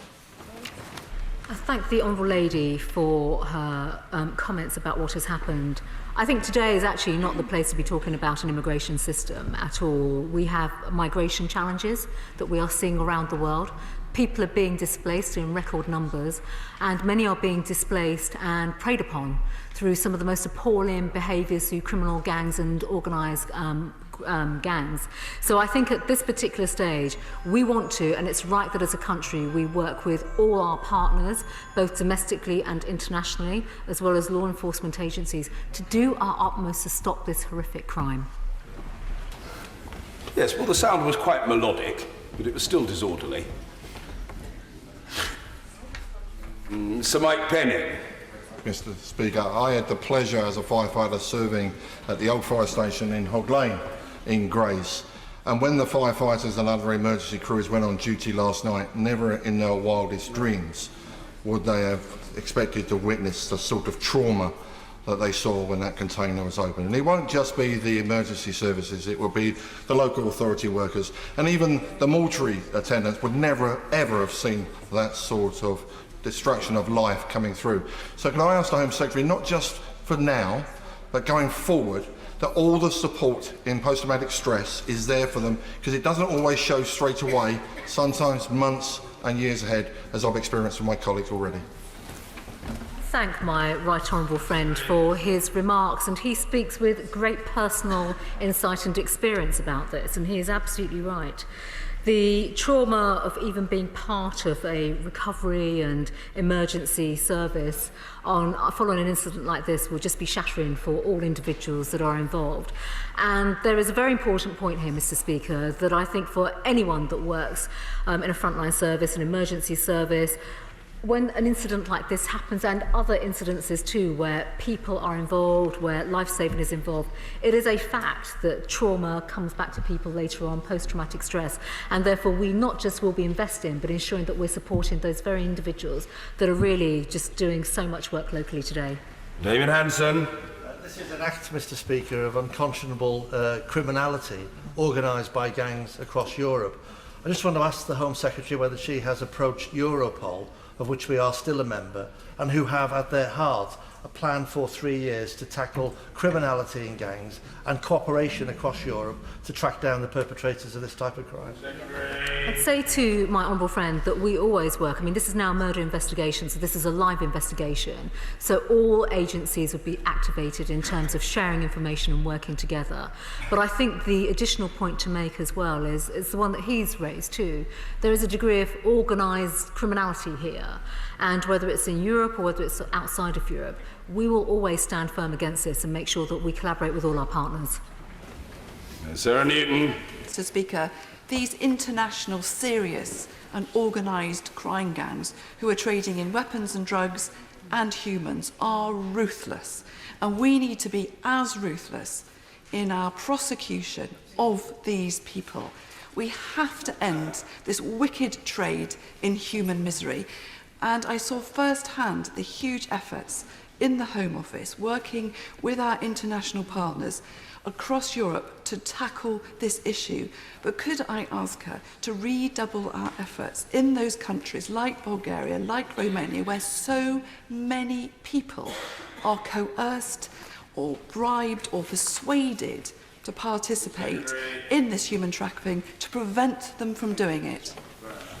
Well, I thank my honourable friend for her comments and her reflections, and she will know from her own work previously as well in this area, and she's right, she speaks with a great deal of experience in terms of what goes on in other countries, in terms of criminality, coercion, putting pressure on people, and just the exploitation of vulnerable individuals. We want that to stop. We will continue to work collaboratively, she's absolutely right. But also, the way in which we do this is to have the right kind of deterrence in places and to also ensure that we can prosecute through the criminal justice system. For those who missed the announcement yesterday, I advise colleagues of a notable event, namely the re-election of the Honourable Gentleman, the member for Gateshead, as chair of the Backbench Business Committee, a role he has discharged with consummate skill for a number of years now. More particularly, the Honourable Gentleman is a most extraordinary specimen in this place, in that he has secured re-election unopposed, which is a commentary upon the esteem in which he is held. Mr. Ian Mearns. I'm even more grateful than usual, Mr. Speaker. Thank you very much. Mr. Speaker, in my constituency of Gateshead, the bulk of the face-to-face casework that I do is with refugees and asylum seekers. And with that in mind, I'm very mindful that we need to establish the identities of these victims as quickly as we possibly can. We need to identify their identities and their points of origin, because many of the victims may well have relatives and friends who are already here in this country and settled all around this country. They are our constituents. And we need to think about what we're going to do to assist those people when they discover the dreadful fate of their loved ones who've died in this container today. But we also, with our international hat on, need to think about what we're going to do as a country to assist the families and relatives of those victims back in those points of origin, because those people won't know that their loved ones are dead, and they'll think they've gone off to a better life in Britain, but only to find that they've died dreadfully in the back of a steel box in Grays in Essex. I'd like to thank the honourable gentleman for his considered remarks and also congratulate him on his election. I think there are a number of points here. As there is a live investigation, it is right that we focus on identifying the country of origin of the victims of what has happened, this horrendous crime. I think it's fair to say all members of the House need to come together and actually work together, and I'm very happy to assist any member, honourable member, if there are family connections in their own constituencies, and this isn't just from a case management perspective. We have to look at this in terms of the impact upon them. And and then they themselves may also be part of lines of inquiry in terms of the routes through which people were coming through as well. We do need to look at the international routes, definitely, but I think at the same time right now we've got to give the police the space to do their investigation, and then I will of course pick up with every single honourable member should there be anything specific to their own constituency that materialises. Maria Miller. Finding those responsible and bringing them to justice will be a priority for our police, our border agencies, and I'm sure the Home Secretary, my right honourable friend. Can I urge her to make sure that the police and the Criminal Prosecution Service use the full force of the law that this government has put into place to tackle modern slavery, particularly the freezing of assets of those who could be involved at an early stage so that they're not able to squirrel away their criminal funds from such a murderous activity? My right honourable friend is absolutely correct about this, and if I may say so, Mr Speaker, there have been cases recently where we've seen exactly that take place, and rightly so. Criminality must be pursued, it must be prosecuted, we must use every single lever of law enforcement as well to confiscate funds and assets of these individuals, and I do know recently that has happened in other cases. But she is right, we as a country, through our own legislation, we have levers, we have the ability to send out a very strong signal internationally. We must do more of that. Mr Speaker, can I welcome the Home Secretary's comments and the tone in which she's spoken? We're all horrified by what has happened. Can I also stress the importance of international cooperation and just ask the Home Secretary whether she can make herself aware of the work that is going on in the Council of Europe, led by the Foreign Secretary, to try and improve concerted action to tackle human trafficking right across the whole of the Council of Europe member states and beyond. Well, my honourable friend is absolutely right about this, and I'd like to thank him as well for the work that he has undertaken through the APPG, modern slavery and human trafficking. And again, I think he's a very good example of how that collaboration can take place, not just in this House, but across other organisations too. Yes, in the Council of Europe, yes, across government, and multilaterally as well, multinationally. We must pursue that, because as we are seeing and witnessing and experiencing right now, one case is too many, but when we have 39 people who have died in our own country through such awful, awful means, that is not acceptable. So we have to do much more to work together to stop that from happening. Mary Robinson. Shocking incident and an appalling loss of life. Whilst the murderous vehicle appears to have begun its journey in Bulgaria, there's less clarity as to where the victims themselves began their dreadful journey towards death. Could the Minister confirm with me that she is working with international agencies as well as using the forces here and the immigration forces in order to ascertain where these people began the journey so that you can make that contact with their families and loved ones? Honourable friend is absolutely right to raise this point, and this is now an active line of inquiry now that this is a full-on murder investigation. I do want to emphasise, of course, because this investigation is obviously being led by Essex Police. They are working with other agencies, including the National Crime Agency, and of course they will be able to determine the identities of country of origin first and foremost. But I do also just want to pay tribute to Essex Police for the leadership they have given on this as well. In what is an incredibly challenging investigation and just a dreadful, dreadful scenario that, quite frankly, any police force would find deeply challenging. Tangham Debonair. Thank you, Madam Deputy Speaker, and I thank the Home Secretary for the tone as well as the content of what she said. And I'd like to press her further on the international cooperation. She rightly praises the work of the Council of Europe and the cross-party, cross-national cooperation to expand refugee resettlement and other forms of safe and legal routes. I wonder if I could ask her if she thinks it would be a good idea for us to expand that still further so that we can increase the very low number of countries worldwide, only 27, who take refugees on the resettlement route via the UN, which is a safe and legal route that we have much to offer. We do very well. What will she do to help increase that with other countries? The Honourable Lady for her comments, and as I've said already, and she has recognised in her remarks, we lead the way. And we have led other countries through multinational forums, through much of our engagement, through migration compacts as well. It's pretty clear that there is more that can be done. And the United Kingdom, the British government, working with our counterparts, will continue to do that, because when we live in such an unstable world, when we see the biggest displacement of people, more people on the move since the Second World War, through terror, through conflict, through just some of the awful scenes that we see in the news every single day, it's pretty clear that actually we can lead others, and we have great skill and great experience in doing that. Vicky Ford. Thank you, Madam Deputy Speaker. This incident is beyond horrific.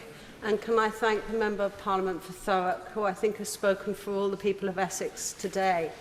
And as an Essex MP, I'm particularly thinking of the Essex Police. And I know, Madam Deputy Speaker, you will have seen how our police services and emergency services in Essex go out day after day, night after night on the front line to keep the rest of us safe. And can I thank the number of Essex MPs in the chamber today, and of course the Home Secretary herself. And can I thank her for giving that reassurance that our emergency services will get the support, both short-term and long-term, for all their needs. Can she also give us the reassurance that no matter what happens in the coming days over Brexit, we in the UK will continue to work with police forces across Europe, with agencies such as Europol and Interpol, to make sure that crimes like this don't happen again? I thank my honourable friend for her considered and thoughtful remarks, and she's right. As you know, I think all MPs in the House will feel a great deal of strength and solidarity with Essex Police as they undertake this investigation today. I think our police do a remarkable service. They do remarkable work, and clearly police forces in the police force in Essex, the Chief Constable of Essex, BJ Harrington, and his team will be dealing with this in the right way in very challenging circumstances. My honourable friend is absolutely right in terms of our continued work with agencies across the European Union. That work is always ongoing. That is part of our way of working, part of our international collaboration. That will not change. And of course, there's one other point to make about that collaboration. We work collaboratively to keep our country safe. We can also do more to work collaboratively to make sure that those who perpetrate these awful crimes are brought to justice. Ian Paisley. Thank you, Madam Deputy Speaker. To give this a visual scale, there's approximately 39 to 40 members sitting on this side of the House.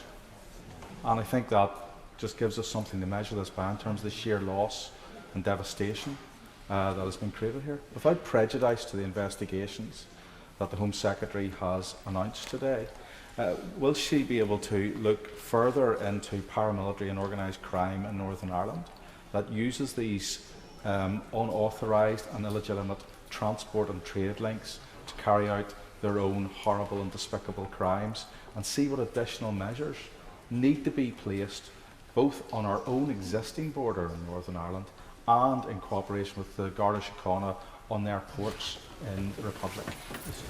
I thank the Honourable Gentleman for his questions and his comments as well regarding what has happened today. I think there are a number of points to make. First and foremost, clearly there is a police investigation specifically taking place with regards to what has happened in Essex today. He is right to point out about criminality. And the point is, we work collaboratively across all our agencies. Obviously, I've already mentioned the National Crime Agency. There are others. There are many other police forces as well. PSNI, obviously, are a key partner to work with too. And we will continue to look at all avenues to make sure that we can stop this criminality from happening, that we can stop this criminality from flourishing, but also that we can bring the perpetrators of criminality to justice. Alex Chalk. Madam Deputy Speaker, TRIM, or Trauma Risk Management, is a protocol adopted by Gloucestershire Police to provide swift support to police officers who may have witnessed deeply traumatic episodes. As part of the support that Essex Police are giving to their officers, can she assure me that if they need to reach out to other police forces for additional advice, assistance and resources, that they do not hesitate to do so? Gloucestershire Police will be on hand to help.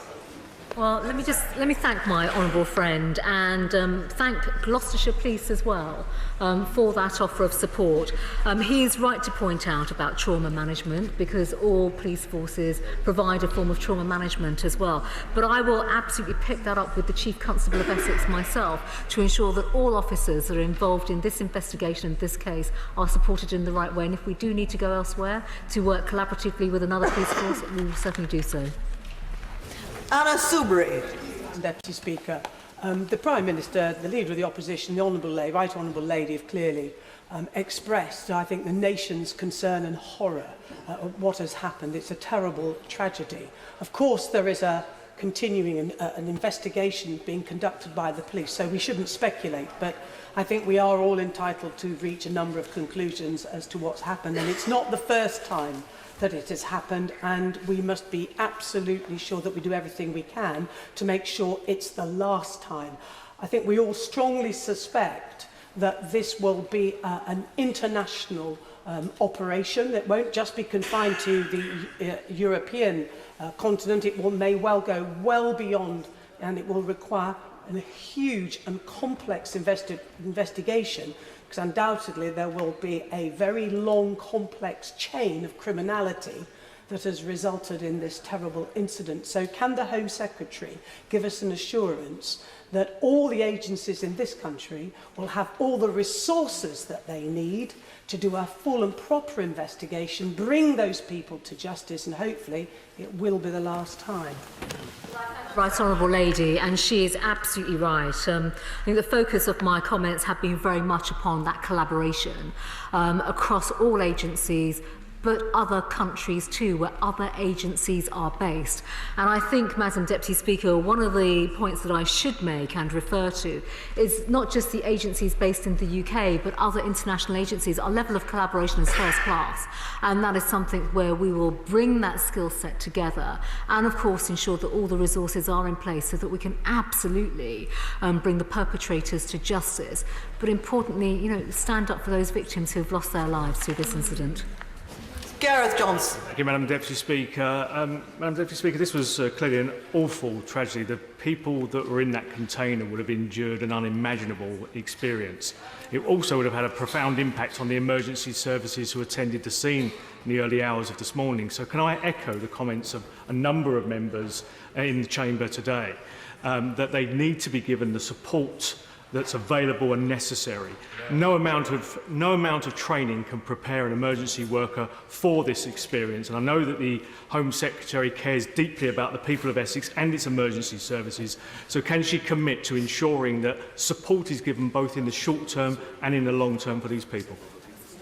I can absolutely, Madam Deputy Speaker, give that commitment. Essex Police and all our police forces deal with some horrendous scenes day in, day out, and it is right, part of our public duty to them, that we continue to support them, not just on the day when these things happen, but actually going forward. And if I may as well, having recently visited Kent Constabulary, I've seen the first-class work that they're also doing for his constituents in Kent. Stephen McCabe.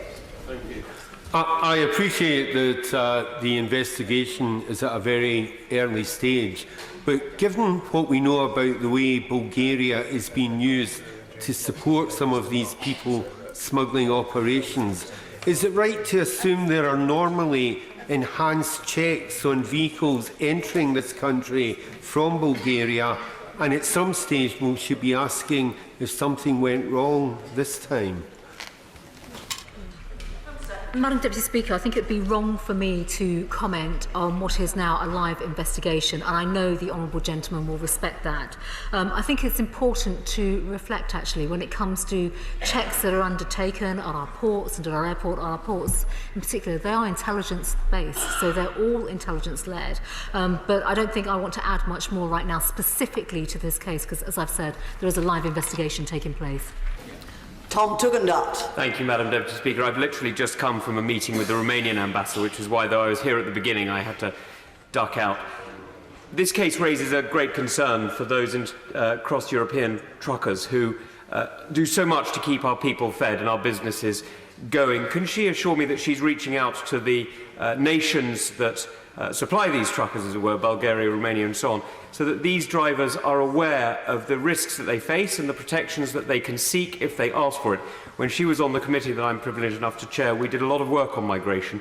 Could she also tell me what she's doing on North Africa, where we both know from our joint inquiry there are very, very serious problems?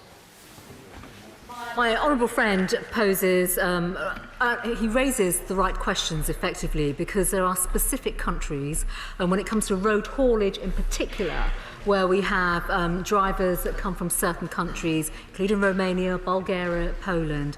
And it is right, actually, that we work through the road haulage network in the UK and across Europe to provide the right kind of care and guidance and awareness that they themselves need, because they can unwantingly become part of what could be a criminal gang organisation or trafficking process. And we need to stop that. We absolutely need to stop that. The honourable gentleman is also right to raise the whole issue, and we've spent many hours, in fact days, weeks, months working together on his committee, but looking at migration. And in fact the migration report that he refers to looked at North Africa and the upstream work that is required. It's there is much taking place right now through international collaboration, but there is absolutely more that can be done. John Woodcock. Thank you, Madam Deputy Speaker. There is, of course, a murder investigation into these sickening deaths, but is it not the case that every single human trafficker who subjects fellow human beings to these appalling conditions does so knowing the risk of life to those people? And so, in due course, will she commit to reviewing the sentencing guidelines for human trafficking? Is there not a case, potentially, to bring them into line with attempted murder, where, of course, the maximum sentence is life imprisonment? I thank the honourable gentleman for his comments. What we have seen, basically, through the actions of these traffickers is the worst of humanity.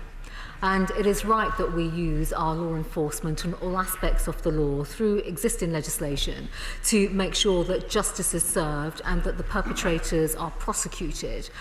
He's raised the point about sentencing, and of course we have frameworks right now through the sentencing guidelines. It's something that I'm very happy to discuss with the Ministry of Justice to see what more we can do. Jim Shannon. Thank you, Madam Deputy Speaker, and I also thank the Home Secretary for her statement today. It is with a sore heart and with great sadness that I associate my party, the DUP, with the sentiments put forward by everyone, and convey our deepest sympathies for the 39 deaths. There will be families who grieve today. Some may not yet know that they will grieve today for their loved ones. Our thoughts and prayers are with them, each and every one, and that's the sentiment of the House, Madam Deputy Speaker.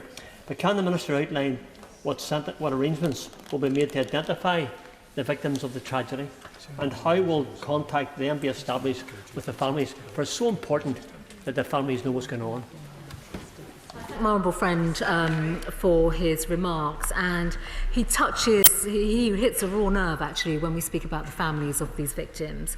This is now because of the investigation that's taking place. Obviously there is much more work to do in terms of identifying the individuals, identifying their families, identifying their country of origin. That work is taking place, and if I may, I have said, Madam Deputy Speaker, I will come back to the House or individual members. I will of course provide the updates once we know more information. Peter Grant. Thank you, Madam Deputy Speaker. Among those who will have information that could be critical in bringing the perpetrators of this awful crime to justice will be people who have been trafficked by the same route and possibly by the same gangs. There's a good chance that some of them are now in hiding, afraid of the UK authorities but terrified out of the wits of those who have trafficked them. What assurances can the Home Secretary give that anyone who has the courage to come forward with information in this terrible case will be treated as a victim of a crime rather than persecuted or prosecuted as a potential criminal? So the honourable gentleman raises a really important and significant point, because anyone that has been trafficked or involved in criminality, they themselves will be living in fear. However, because of the legislation that we've had put in place through modern-day slavery, we have the national referral mechanism, we have support structures where we would actively encourage people, anybody that may know any information, to come forward. And of course we will work with them in the right way to ensure that those that have been perpetrating the criminality obviously are brought to justice, but where individuals have been victims themselves, have been trafficked, that we can support them in the right kind of way. Howell Williams. Thank you, Madam Deputy Speaker, and our thoughts, of course, with the families of the victims of this appalling crime. Holyhead is the second busiest roll-on, roll-off ports in the United Kingdom, yet there is no permanent immigration enforcement presence at the ports. Why? Well, I think, if I may say so, Madam Deputy Speaker, with regards to the incident that has happened today and what we are dealing with, I've already made it quite clear that when it comes to border force and the checks that are undertaken, they take place through intelligence-led operations. I think right now, because what we think we are dealing with is potentially an illegal criminal act, we have to now leave this to the investigators to deal with. And of course, as I've said, I will come back to the House and to individual colleagues and provide more information as we find out more through what has happened. Thank you. Point of order, Mr. Brandon O'Hara. Thank you, Madam Deputy Speaker. I gave Mr. Speaker advance notice of this point of order earlier today. During an urgent question on the US tariffs being imposed on single malt whisky on October the 7th, I asked the Minister of State at International Trade what discussions his department had with both the European Union and the United States, specifically between October the 2nd and October the 7th. The Minister from the dispatch box was particularly unclear, and therefore I submitted no fewer than 15 written questions seeking to find out exactly what discussions had been had between those dates. The Department replied yesterday, having grouped the questions together and palmed me off with what was essentially no answer at all, instead telling me what they are currently doing. Could you advise me, Madam Deputy Speaker, on an issue of such huge importance to my Argyll and Bute constituency, the Scottish and UK economies, how I can find out exactly what engagements the Department of International Trade had with the European Union and the United States on the imposition of US tariffs on malt whisky between October the 2nd and October the 7th? Thank you. Well, I thank the honourable gentleman for his point of order, but he will not be surprised to know that it is not technically a point of order for the chair. But I do appreciate, and I mean appreciate, that he is a great champion of the Scottish whisky industry, and so he should be. That he and his colleagues have raised this matter in various ways in the Chamber over these last few weeks. So I fully appreciate how important this is, and I would like to give him whatever help I possibly can. In the first instance, he may wish to seek the advice of the Table Office on how to pursue the matter, as he has tried to do over these last few weeks. And if he remains concerned about not receiving answers or receiving answers on time, he might wish to consider referring the matter to the Procedure Committee. But of course, I know he will persist, and he will have a lot of support in persisting on this particular subject. Point of order, Emma Lewell-Buck. Thank you very much, Madam Deputy Speaker.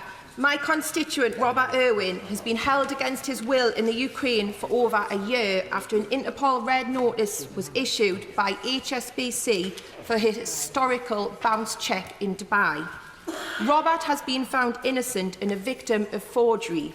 Just yesterday, it was confirmed Interpol have removed the red notice, yet the warrant for his arrest and extradition to the UAE remains.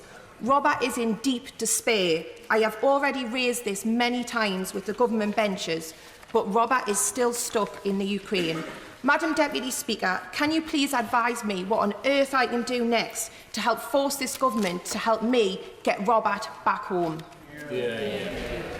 Well, once again, the Honourable Lady is right to take the opportunity of raising the matter through a point of order in the Chamber, and she has partially achieved what she wants to achieve, which is to bring the matter to the attention of the Chamber and to ministers. I'm sure that her points will have been noted by the Treasury bench, and that she will, like the Honourable Gentleman, persist in asking these questions and acting quite properly on behalf of her constituent, for whom we all have very great sympathy.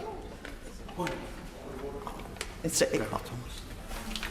Thank you, Madam Deputy Speaker. I wish if you could guide me as to how I could place on record the inaccuracy made by the member for Brent in his question to the Prime Minister. He stated that the demonstration on Kashmir on the 27th of October has deliberately been held in light with Diwali. It is not. 26th of October is the day that India occupied the Free State of Kashmir in 1947. Historically correct. And also he mentioned, as the Honourable my friend is mentioning on the front bench, he also mentioned the issue of Pakistan being involved in this demonstration. As far as I'm aware, huge amount of constituents across the country and my constituents from Kashmir, Kashmiri origin people, are organising this on their behalf.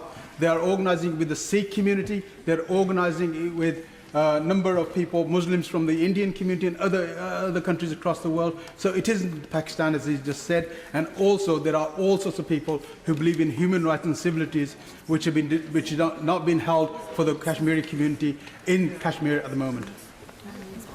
Again, I thank the honourable gentleman for his point of order, but really it is a point of an attempt to correct the facts as he sees it. I can make no judgment on which of these facts that have been mentioned either at the dispatch box or by the honourable gentleman are in fact correct. It's not for me to make such a judgment, but the honourable gentleman has taken the opportunity of correcting the record, and I'm quite sure that if he would also like to write formally to the Minister that his points will be taken very seriously. He has put them very courteously. Point of order, Mr Gareth Thomas. Deputy Speaker, I'm grateful to you. Sunday is Diwali, and on Monday, Hindus in my constituency and across the UK will spend time with their families and visit the their local temple. Diwali, like Eid, however, is not a national public holiday. So for some, it will be difficult, will continue to be difficult to get time off to mark this most spiritually significant day. What can I do, Madam Deputy Speaker, to ensure that there is a debate in government time so that those of us who are sympathetic to the campaign for these 2 days to be made national public holidays, to have our case heard by ministers, and at the very least to get ministers to work with business organisations to be sympathetic to staff requests for time off to mark these important days. I thank the honourable gentleman again for his point of order, and I will try to help him. Once upon a time, a long time ago, when I sat on the back benches, I tried to introduce a 10-minute rule bill to bring about a public holiday for Magna Carta Day, and I have to tell the honourable gentleman that it was notably unsuccessful. So I don't recommend that he does it by that method, but I do recommend that he raises the matter at business questions tomorrow, and I'm sure that he will have every opportunity to do so. If there are no further points of order, the clerk will now proceed to read the orders of the day. Speech, motion for an address, adjourned debate on question. Now, I inform the House that Mr Speaker has selected the amendment in the name of the official opposition. And therefore I call Mr Jonathan Ashworth. Grateful, Madam Deputy Speaker, and I rise to move the amendment that stands in the name of the Leader of the Opposition and myself, and I am indeed grateful to the Leader of the House for finding time to schedule this important debate. Can I quickly begin by associating myself with the condolences and sorrow about the horrific tragedy that we've seen in Essex, and can I also pay my tribute to all the emergency services who must have had to confront the most unspeakable of sights in Essex in the last 24 hours. And in a similar vein, can I also pay tribute to our hard-working National Health Service staff and social care staff who every day go beyond the call of duty, doing the extra mile for each and every one of our constituents, ourselves and our loved ones, doing it after a decade of cutbacks and after a decade of the tightest financial squeeze in the history of the NHS. But despite that tight financial squeeze, our NHS staff are treating more patients every day than ever before. But I'm afraid we have a government that is still expecting our staff to deliver care in the most intolerable of working conditions, from bed cuts to staffing shortages to equipment breaking down every day. And the dismal consequence of this decade of underfunding and cuts sees patient care suffer and standards of care deteriorate.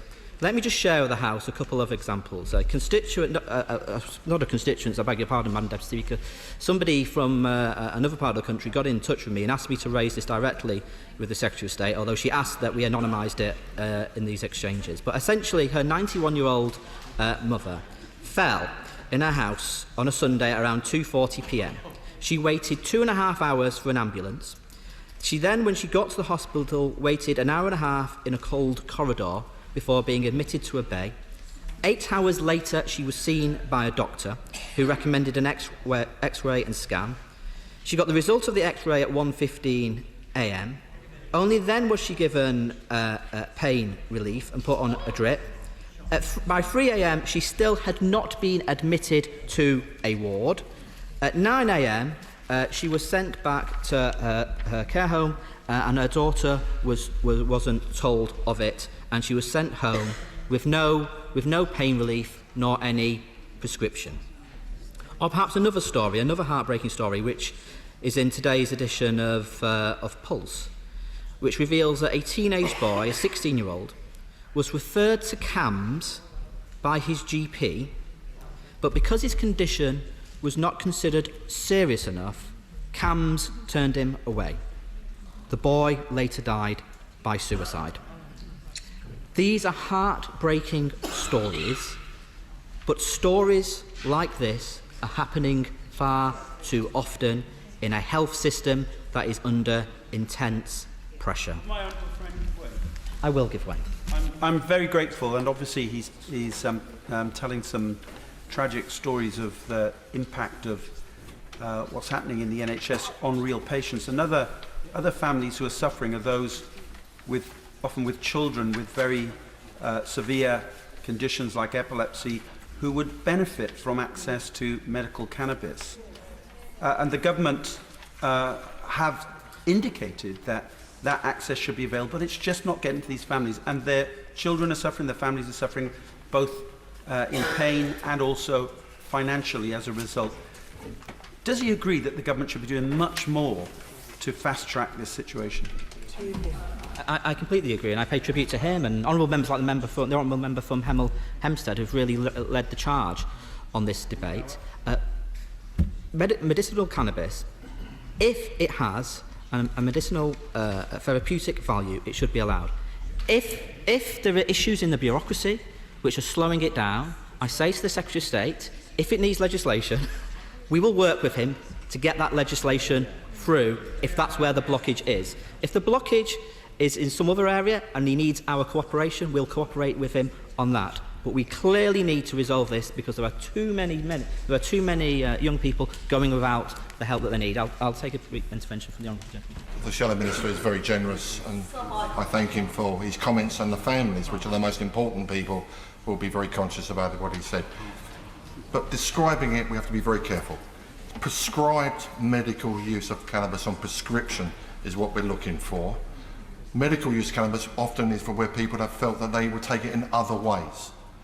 We're not talking about casual use of cannabis, we're not talking about a spliff in the armchair. What we're saying is a consultant that's qualified, and I'll raise this with the Secretary of State when he's on his feet, consultant that's qualified, who feels that the benefit will be to the child, particularly from epilepsy and fits, would benefit, should be available free on the NHS. And I think that's what he was saying.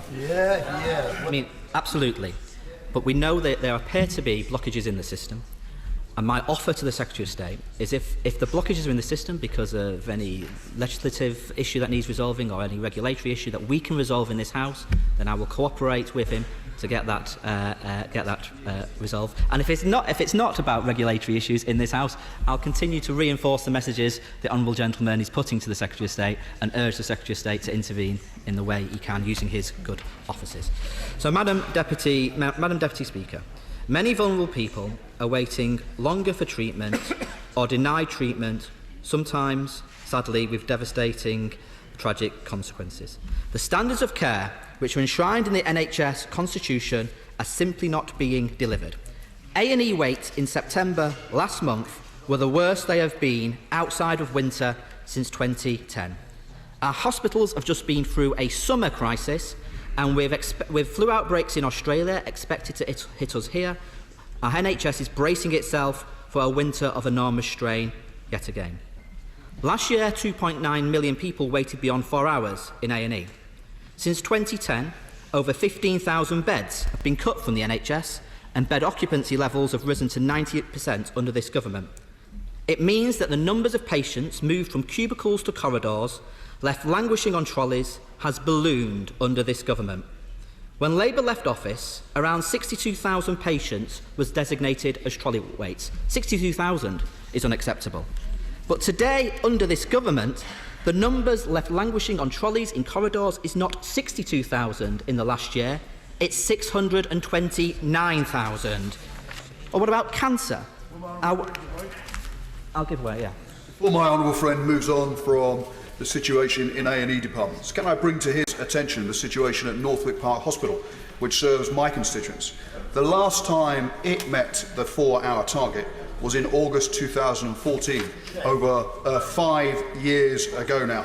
Does he have any sense that the government are still committed to that 4-hour target at all? Or is it going to be another 5 years before my constituents might expect that 4-hour target to be met in our hospital? My honourable friend makes a very good point, and indeed, these targets were routinely met under the last Labour government, and they were a stricter target as well, Madam Deputy Speaker. Now, on cancer waits, the Secretary of State was surprised I was moving to cancer. He shouldn't be surprised, because we have the worst waiting times on record under this Secretary of State. Every single measure of performance is worse than last year. It means, shamefully, 34,200 patients are waiting longer than 2 months for cancer treatment. And what about the waiting lists for consultant-led treatment, Madam Deputy Speaker? We now have 4.4 million people waiting for treatment. An ever-growing list of our constituents waiting longer for knee replacements, hip replacements, valve operations, cataract removals. We have CCGs rationing more. We have trusts delaying surgery, leaving patients in pain and distress.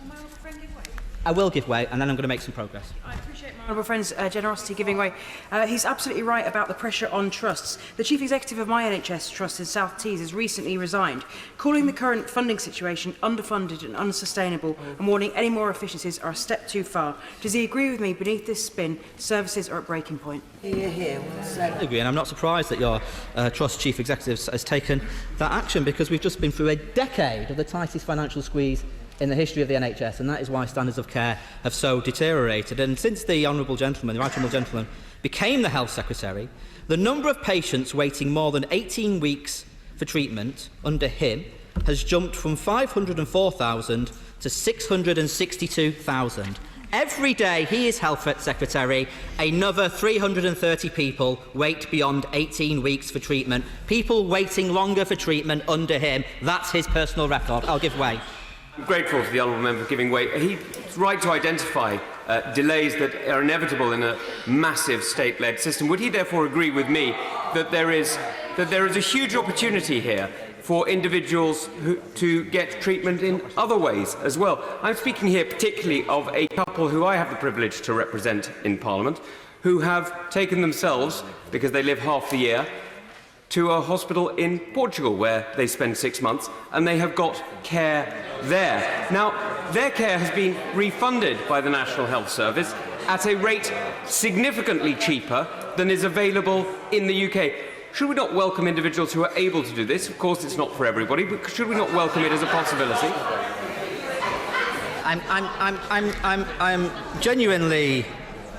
I'm genuinely pleased for his constituents. But there are 4.4 million on the waiting list.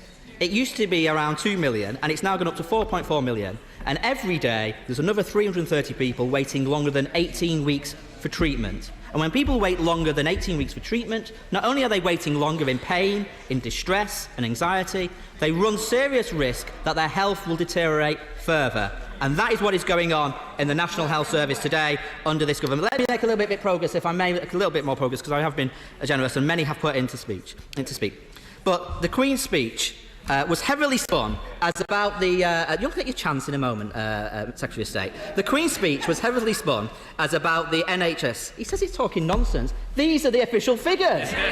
He wants to run away from his own failure that so many more people are waiting beyond 18 weeks for treatment. He wants to run away from the A&E crisis that he is doing nothing about. He just thinks an app will solve it all. So that's not a serious approach to the NHS, Madam Deputy Speaker. Now, the Queen's speech was, he's not as good as George Osborne used to be either, Madam Deputy Speaker. The Queen's speech was heavily spun as about the NHS, but in fact, it is a missed opportunity to rebuild confidence in the NHS and provide the health services we want. Now, on the bills that were in the Queen's speech, we will scrutinise carefully and engage constructively. We are pleased that the Health Services Safety Investigations Bill has not been abandoned and is back. We will engage with it, and we want to explore with ministers how to strengthen the independence and effectiveness of medical examiners. But if he wants to deliver safe care, we need safe staffing legislation and a fully funded workforce plan, because pressures on staff are immense. And he will know that suicide rates, let me make a little bit of progress, suicide rates for nurses are higher than the national average. Amongst doctors, it is rising. And I congratulate Claire Gerarda for her leadership and mental health support.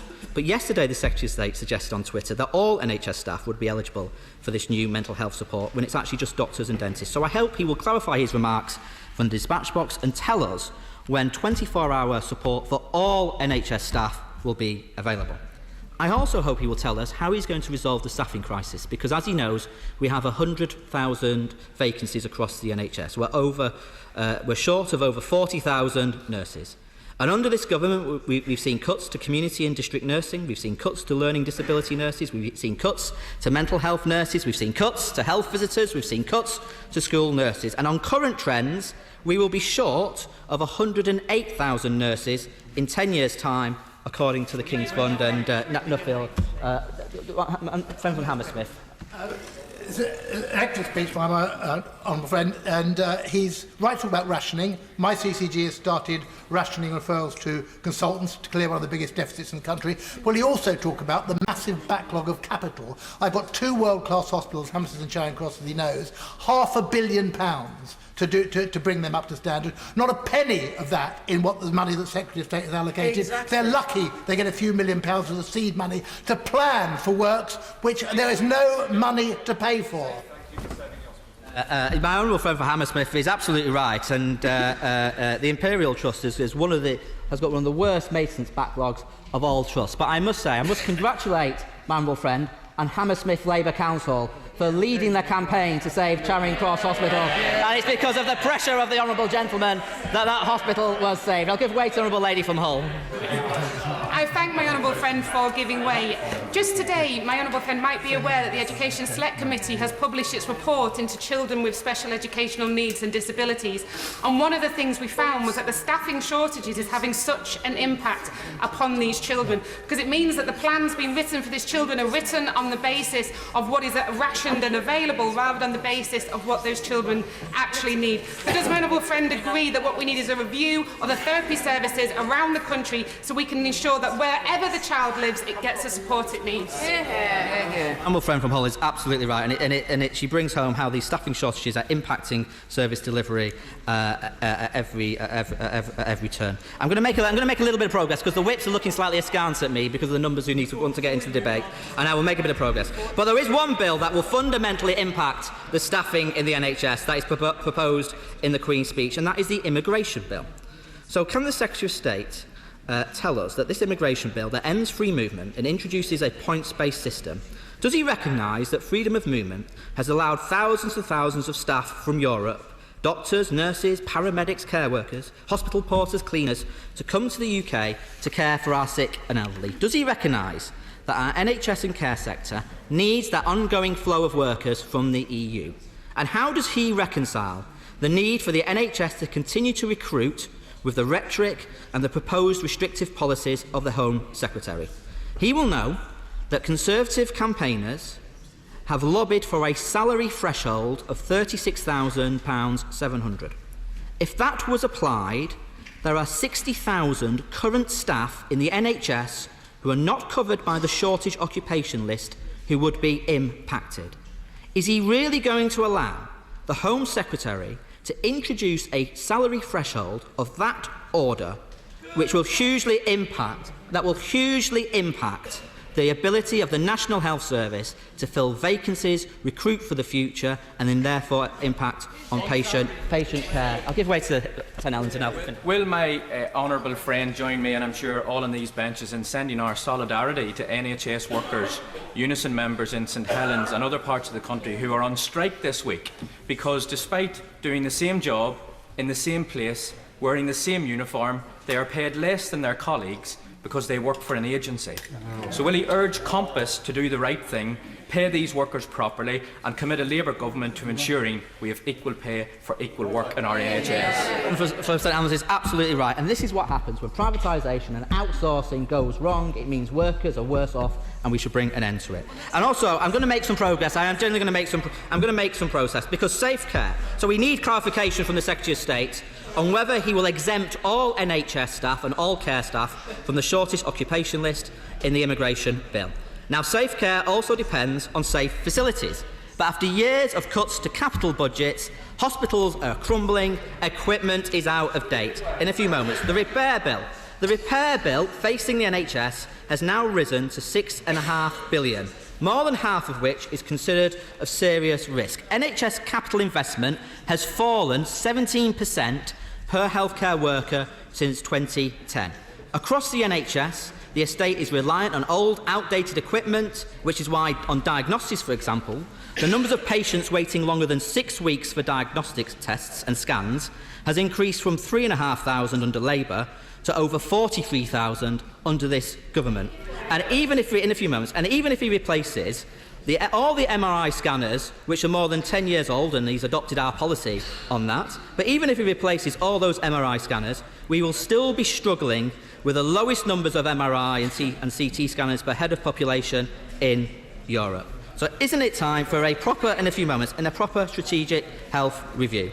Now, he will say when he gets up that he has announced plans for 6 new hospital reconfigurations and seed funding for other acute trusts to prepare bids. But there is no guarantee that funding is in place.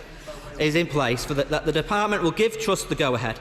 And seed funding is a curious phrase, Madam Deputy Speaker, because can he confirm that there will be no role for private capital in that seed funding?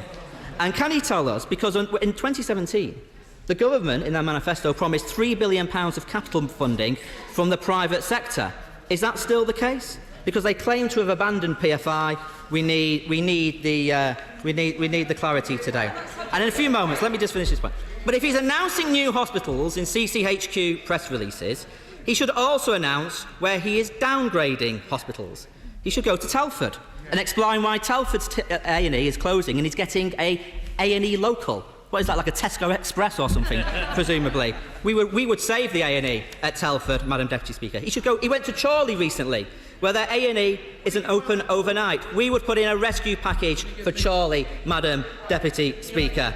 And I wonder if he will be visiting Canterbury, Madam Deputy Speaker, to apologise, because the Prime Minister promised them. She is from Canterbury, I'll give you for giving way. Does my right honourable friend agree with me that a recent false promise by the Prime Minister for a brand new hospital in Canterbury was extremely irresponsible, as it turned out to be fake news that left my desperate constituents confused and bitterly disappointed? Because the Prime Minister at the Tory Party conference promised a new hospital only for the department to later confirm that Canterbury wasn't actually on the list. And then the Tory candidate for Canterbury, one Anna Firth, helpfully explained the Prime Minister clearly made a mistake. After all, he can't be on top of every little detail. I mean, I have to say, this is a £450 million rebuild of a hospital. I'll give away to the honourable member from Oadby, Harborough. I'm very grateful for the honourable gentleman giving way. On the subject of £450 million investments, I wondered if we could have a moment of cross-party positivity and whether he would welcome the £450 million investment in the hospital, which both his constituents and my constituents are going to benefit from. It's a transformative investment. It's a real thing, and we're doing it without PFI. It's wonderful news, and I'm sure he agrees. Of course I welcome the 450. It just shows what an effective Member of Parliament I am for Leicester South, Madam Deputy. I know the honourable gentleman gets very excitable about this Leicester point, like a sort of semi-house trained pet rabbit, as it were. But let me just tell him. Let me tell him about Leicester, because I didn't see him on Question Time in Oadby the other evening. I don't often watch Question Time, and I don't want to be disorderly, so I'll be careful about how I read this out. But the honourable gentleman was on Question Time, and he started going on about Leicester. The audience started shouting out, well, it's unparliamentary, but essentially that he was not being quite truthful in what he was saying. I don't want to fall out of and be disorderly. And then the audience said, jeers, according to this transcript. And then another audience member, they're falling apart. Another audience member, it's shameful.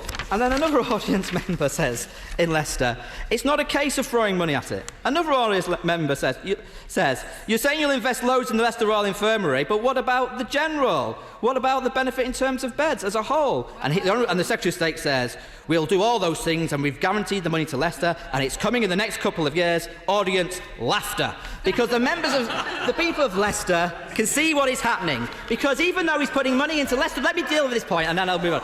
Leicester into Leicester Royal Infirmary. The Leicester General in the constituency next door loses maternity services, loses the hydrotherapy pool, loses renal services, loses him. Order. Remember, we were all going to try to be polite. The honourable gentleman's talking about hospitals that people care about. We must listen to him. Mr. Ashworth. Elective orthopaedics, loses urology, loses brain injury and neurological services, loses gynaecology, loses podiatry. And now, if he's saying that the Leicester General, let me just finish this point and I'll bring in the honourable member from Bosworth. If the Leicester General, and I will bring, let me just finish this point. If the Leicester, well, he's a Leicestershire MP, if she doesn't mind, and he's already had his go. If the Leicester General has a sustainable future under this Secretary of State, the only way it has a sustainable future is if he moves the midwifery unit from St Mary's in Melton Mowbray. And if that is what he's proposing, I hope he's been clear to the Leicestershire MPs. The honourable gentleman from Bosworth. No, you've had a chance. I'm most grateful, Madam Deputy Speaker, I'm most grateful to the right honourable gentleman who is a member for Leicester. But I have to tell the House I'm absolutely astonished by his tone, because almost the entire county and city welcomed this huge major investment and reorganisation. And I have to tell him that years ago, my right honourable friend, now left the House, Stephen Dorrell, explained why it was likely the General might close, and that is not the case. And there's this massive investment he should recognise. But the General is essentially being downgraded, and I want a sustainable future for Leicester. All right, my last intervention, because I've got to sort of get to the honourable gentleman. But let me just finish this point. If I say to the honourable gentleman, the Leicester General is essentially being downgraded. The only thing that remains at the Leicester General is the diabetes unit, unless he's moving midwifery services from St Mary's in Melton Mowbray to Leicester. And if he's doing that, he should be clear with the honourable member for Rutland and Melton. I appreciate the honourable member being very generous this time. My family just used maternity services at the General last week, right? And we sat on a couch. My wife had not eaten for nearly 24 hours because the General does not have an all electives list for caesarean sections, right? That service will be better when they come together in the new maternity hospital we're going to build. And by the way, we also used St Mary's birthing unit up in Melton Mowbray. It's a brilliant midwife-led unit, and we're not going to close it. There we go. But the only way the Leicester General has a sustainable future, in their own plans, these are the plans the Secretary of State has signed off from the Leicester Trust, the only way the Leicester General has that sustainable future is if that midwifery unit at St Mary's moves to the Leicester General. And I'm sorry his family got a poor service at Leicester General. My daughter was born at the Leicester General as well and got an excellent service. I really do feel I need to move on, because I think the House is getting slightly tired of us focusing on our constituency issues, and I'm abusing my position. If I may, I'll try and hope to get in a bit, because I am testing the indulgence of the House on the issue of Leicester. Right. Now, in the Queen's speech, there are also proposals on mental health, and we look forward to the mental health white paper, and we hope that Sir Simon Westley's review is quickly implemented. But Sir Simon Westley also called for significant investment, capital investment, in the mental health estate. Yet none of the hospitals he has announced include mental health trusts. No, they don't. The hospitals he announced at the Tory Party conference, none of them include mental health trusts. And he knows there are 1,000 beds in old-style, dormitory-style wards in desperate need of upgrade. He knows we have problems with anti-ligature works that desperately need doing in mental health trusts because they're putting lives at risk every day. And on social care, we were told we were going to have the big solution to social care. He was briefing that it was the previous Chancellor, the Honourable Member for Runnymede, who was holding him back, and he was going to give us a solution on social care. And what does it say? We've not got a social care green paper. We've not got social care proposals. We will get proposals on social care in due course. He's kicking the can on social care down the road again.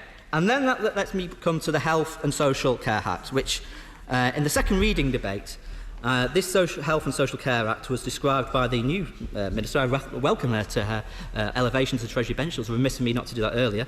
But she, in the second reading of the Health and Social Care debate in 2012, said it was one of the most exciting bills to have been put before Parliament in the 62 years since the NHS was established. And we were told that there was going to be legislation to undo the worst excesses of that Lansley Act. But all we're getting, apparently, is draft legislation, again, in due course, is the wording in the explanatory notes to the Queen's speech. I'm very grateful to my honourable friend. I had the privilege of sitting on both of the committees in relation to the 2012 Health and Social Care Bill as it was then. And Section 75 is particularly punitive in terms of its requirements for clinical commissioning groups to put all contracts out to tender. £25 billion worth of public money has gone to the private sector, with implications of an increase in health inequalities, both in access and outcomes. Doesn't my honourable friend think this is an absolute travesty? Absolutely. Just before the honourable gentleman answers the intervention, he's been very generous in taking interventions, and that is good for the debate. But I'm sure he'll bear in mind that he has been at the dispatch box for nearly half an hour. And I just say to him gently that that's all right with me, but he will incur the wrath of those who are waiting to speak later in the debate when they only get 3 minutes. Mr. Ashworth. For your guidance, Madam District, and you're absolutely right. I will not take any more interventions, and I will move to the wrapping up. But my honourable friend from Oldham is absolutely right. The compulsory competitive tendering provisions of this Act has forced through the privatisation of £9 billion worth of contracts.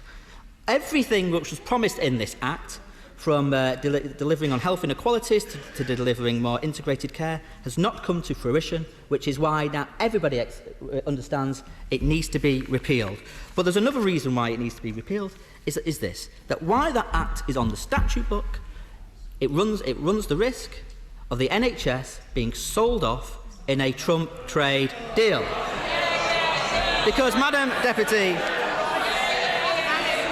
because under the World Trade Organisation, public services can only be excluded from trade deals where either there is no competition with private providers or where they are not run for profit. Yet through the enforced competitive tendering of contracts through the Lansley Act, it means private health providers already operate in competition with public NHS providers. And the so-called standstill, ratchet clauses and the interstate dispute mechanisms would mean a Trump trade deal would lock in the privatisation of our NHS ushered in by the Health and Social Care Act. And any government, I'm going to finish. And any government seeking to undo that privatisation in a trade deal is liable to getting sued in an international tribunal by private international investors, and there is no appeal. It happened in Slovakia, it happened in Canada, and it happened in Australia. It's not taking back control, it's a democratic outrage. And it's not just about selling off the NHS. We know that Donald Trump wants to break our pharmaceutical market as well, forcing us to buy more expensive drugs drugs from the US and crippling our National Health Service. So if Tory MPs want to save the NHS, they should vote with us in the lobbies tonight, because the party that created the NHS, the party that has always rebuilt the NHS, the party that will end the privatisation of the NHS is the Labour Party, and no one will trust the Tories in the NHS. The original question was that a humble address be presented to Her Majesty as on the order paper. Since when an amendment has been proposed as on the order paper, the question is that the amendment be made. Secretary of State, Mr. Matt Hancock. Thank you very much, Madam Deputy Speaker. And Madam Deputy Speaker, I rise in support of this Queen's speech, which has more action on health than any Queen's speech in a generation. At its heart, it has 5 major legislative reforms that will set the course of health and social care for years to come. I'll turn to each of these in a moment, but I just wanted to address something that the honourable gentleman opposite said. Let me be completely clear. The NHS is not and never will be for sale under this Conservative administration. The Prime Minister made it abundantly clear, the President made it clear, the NHS will not be on the table. And we know why the Labour Party likes to spread this nonsense about the NHS, because they haven't got anything constructive to say. They don't want to talk about Brexit because they've decided not to decide on their position, and instead they're trying to scare some of the most vulnerable people in our society, the very people they claim to represent. Mr. Speaker, the nonsense we just heard shows that the party opposite will stop at nothing to hide their Brexit position, which is just for more delay, more confusion, more indecision, and it shows the Labour leadership is not up to the job of governing their own party, let alone the country. By contrast, the Conservative Party has protected and nurtured the NHS for 44 years of its 71-year history. On this side of the House, we are the party of the NHS, and I'll give way to my honourable friend. I'm grateful to the Secretary of State for giving way. When trying to assess what Labour might do if they were in government, shouldn't we look at the words of Nye Bevan when he said, "Why gaze in the crystal ball when you can read the book?" And don't we have the book of the NHS under Labour control in Wales to look at, which is an appalling mess? There is no doubt that looking at the facts of the delivery of the NHS in Wales, we see what happens to an NHS under Labour control. And I support all those who work in the NHS in Wales. They do a great job, but sadly, it is harder to deliver the NHS in Wales. But there's another argument too. In a minute, there's another argument too. We know that you can only fund good public services and the NHS with a strong economy, and the plans of the party opposite would ruin it. I'll give way to the honourable lady. For giving way, but I think it's absolutely disgusting that he can stand there and say that about the NHS in Wales when it is this government that underfunds the NHS in the whole of the UK. Absolutely. Well, I did find it surprising that the honourable gentleman opposite didn't mention the £33.9 billion largest and longest funding settlement in history. But I would also note this, Madam Deputy Speaker. Funding for the NHS under the Welsh Government in Wales has risen more slowly than it has in England because we've funded the NHS properly. I'll give way over there. I thank the Secretary of State for giving way, and can I also thank him for his announcements earlier this year, first to guarantee A&E at Charing Cross Hospital, and secondly for the floor-by-floor refurbishment of that hospital. Last month, Hammersmith and Fulham CCG told me that the very popular Parsons Green Walk-in Centre would have to change to appointment only after the 31st of December due to a rule change. Can he confirm that there is no need for them to do that, and that the future of the walk-in centre, Parsons Green, is as bright and rosy as that of Charing Cross Hospital? Yes, I can give that confirmation. I have seen some reports from the local Labour Party putting fears into people's minds about the future of Parsons Green Walk-in Centre. There are no plans to close this centre, and anybody who says so is simply scaremongering. And I'm absolutely delighted at the campaign that my right honourable friend ran to save the A&E and to save the services in West London, and it was thanks to him and his efforts that we managed to do exactly that. And I'll give way to the right honourable lady. Thank you.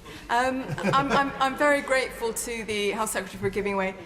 Does he not feel ashamed that we have the highest rate of child mortality in Western Europe? We have a declining life expectancy. For women, it's getting worse. For deprived areas, it's getting worse. We're one of the only developed countries where that is happening. And that is partly because as a result of the underfunding of the NHS, but more widely because of austerity. I'm afraid to say, and because I have a great regard for the campaigning that the Honourable Lady does on many topics, I'm afraid to say that she was factually inaccurate in what she said just now, and it's not true.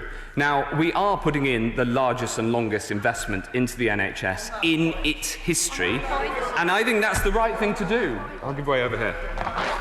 Thank you, Madam Deputy Speaker. I just tell the Secretary of State what an amazing job he's doing for Leicestershire and how proud the county is of this forward investment. But may I draw to his attention the NHS carbon footprint in England, which is around 27 million of carbon dioxide equivalents, and suggest to him that with these new hospital builds across the country, he ought to make better use of zero carbon medicines and treatments. And that means embracing acupuncture, herbal medicine, homeopathy, chiropractic and osteopathy. And will he make sure that the osteopaths, the chiropractors who've been regulated by Act of Parliament since 93 and 94 work with the orthopaedic surgeons? Well, I'm absolutely delighted to work with my honourable friend on that subject and also on the capital investment into Leicester. I mean, I don't want to go too long into the issue of Leicester because it was almost like we had an adjournment debate. But I would say this. When we have announced 40 new hospitals over the next decade, 40 new hospitals, which we will ensure include carbon neutral and green elements, and we've discussed that. Whilst we're doing that, such is the Honourable Gentleman Opposite's commitment to opposition that he even opposes the new hospital we're building in his constituency. £450 million of investment, which he describes and described on the 29th of September as downgrading, where he talked about the local opposition. Long-term investment that the Trust Chief Executive describes as completely transformational. He should rejoice at this excellent news. Madam Deputy Speaker, he is so good at opposition. I've got a long-term plan for the Honourable Gentleman, which is to keep him in opposition for the long term. I'll give way to... I thank the Secretary of State for giving way, and he will be aware of the successful campaign that I fought to secure £36 million for Walsall Manor Hospital to get a new A&E department. So when he's passing junction 10 of the M6, will he come in to meet staff with me who are delighted with that investment? It was thanks to my honourable friend's campaigning and bringing to light the importance of the upgrade to the A&E at Walsall Hospital that we've been able to make that investment. There is no greater spokesman for the people of Walsall than my honourable friend. And I can't wait. Next time I'm going up the M6 to turn left at junction 10 and pay it a visit. And I'll give way over here and then a few more. Secretary of State talks about rejoicing, and the opposition talked about the hospitals that he should visit. Can I say he's welcome in Burton any time? Last time he came, as a result, we had £22 million invested in the health village, and just this week he's announced another £11 million for 2 new operating theatres. This is proof that it's this government that's investing in our NHS. It's safe in our hands. Madam Deputy Speaker, I'll tell you exactly what happened. My honourable friend invited me to Burton. I looked at the changes that need to happen. I talked to the NHS, and we then announced not one but 2 upgrades as a result, thanks to the campaigning of my honourable friend. And I'll take my honourable friend from Cheltenham, and then I'll come over. Friend, Gloucestershire health managers, supported by around £50 million of public money, are in the process of reconfiguring hospital services in Gloucestershire. But in light of evidence which suggested that A&E in Cheltenham might be earmarked for closure, I, together with my honourable friends for Tewkesbury and Cotswolds, have led a campaign to keep A&E at Cheltenham. I know my right honourable friend has taken a close interest in this issue. Can he now, from the dispatch box, give us an update on this issue, which is so important for me, my constituents, my honourable friends, and indeed everyone in Gloucestershire? Madam Deputy Speaker, yes, I can. In light of the extensive representations that my honourable friend made regarding the A&E in Cheltenham, I've spoken to the Chief Executive of Gloucester Hospitals Trust, and I can announce that the A&E will remain open and that no proposals to close the A&E at Cheltenham will be part of the forthcoming consultation. I'll give way over there. Some help when I tell him I am quite thankful to him, because after a massive and wonderful campaign in Huddersfield, we are keeping our A&E open. And the £20 million that we've got for that and for some other maintenance work is very, very acceptable. But will he accept an invitation to come to Huddersfield to see the potential for a new hospital that could be an absolute iconic building of the future innovative National Health Service? Well, I'll absolutely look at that, and I think that the new hospital is going to be absolutely terrific up in his part of the world. I'll also put on the record my gratitude to the member for Calder Valley, who as a whip hasn't been allowed to speak on this issue in this House, but privately has been campaigning hard. And it shows what happens when local MPs have a positive attitude towards the future of NHS. Crikey, I'll give way to my own friend from Mansfield. What we're talking about, positive hospital stories, I'd just like to raise with him the case of Sherwood Forest Hospital Trust, which has gone from special measures to good rated and is now nominated for the Hospital Trust of the Year award, which is a fantastic story for the NHS and those local services under a Conservative government. But I wanted to move him on slightly to health inequalities, if I can. We had a Green Paper earlier in the year about smoking cessation, and in Mansfield we have one of the highest levels of smoking still left in the country. I think 4th worst in the country, over 23%. We've set a target of 2030 to try and reduce those smoking levels, but that needs action. Can I ask him if he's going to take that action in the near future? Yes, there is no greater spokesman for Mansfield than my honourable friend, and he's absolutely right about smoking as well. We have set a target of ending smoking by 2030. It's a stretching target, but I think that there's an awful lot that we need to do to achieve it. I'm going to give way a few more times and then make some progress. I'll give way to my honourable friend for Telford, who's already intervened on the Prime Minister today, and I hope that I can help out. To my right honourable friend for giving way, and I'm also grateful to him for coming to Telford to have a look at the Women and Children's Unit, which 6 months later he signed off an approval to have it closed. And it's very galling to listen to all the goodies for all that is being distributed, but unfortunately not for Telford. So I would like to invite the Minister to come back and listen to the people of Telford and actually hear why they value their Women and Children's Unit. My honourable friend has campaigned incredibly hard. As she knows, the local NHS brought forward the plan that we are then proposing amending, and I'm working on that with her. But I'm delighted to announce also that the Princess Royal in Telford will be benefiting from £4 million of winter capital funding that will come on the stream for this winter, partly as a result of my honourable friend's campaigning. And I'll give way to my honourable friend next door. I'm grateful for the Secretary of State giving way, and whilst I like personally the Shadow Secretary of State, who we get on very, very well on a personal basis, I don't expect an apology from him. But is it not the case that he's got it wrong on the A&E as far as the Princess Royal Hospital in Telford is concerned? It is not closing. We're having the very latest modern thinking on how A&E care is delivered through an A&E local. But I wonder whether the Secretary of State could perhaps put a little bit more flesh on the bones of what that means. My honourable friend is right. that the local NHS came forward with its plans, but I want to make sure that there are continued A&E facilities in Telford, and that is what we're going to come forward with. We're working on the details of that, and he'll be the first to know. I'll give way over here, and then to my honourable friend from Scotland. Can I thank the Secretary of State for giving way? When he does go to Telford, could I suggest he speaks to Councillor Sean Davies, because he will also tell him the needs that are in Telford.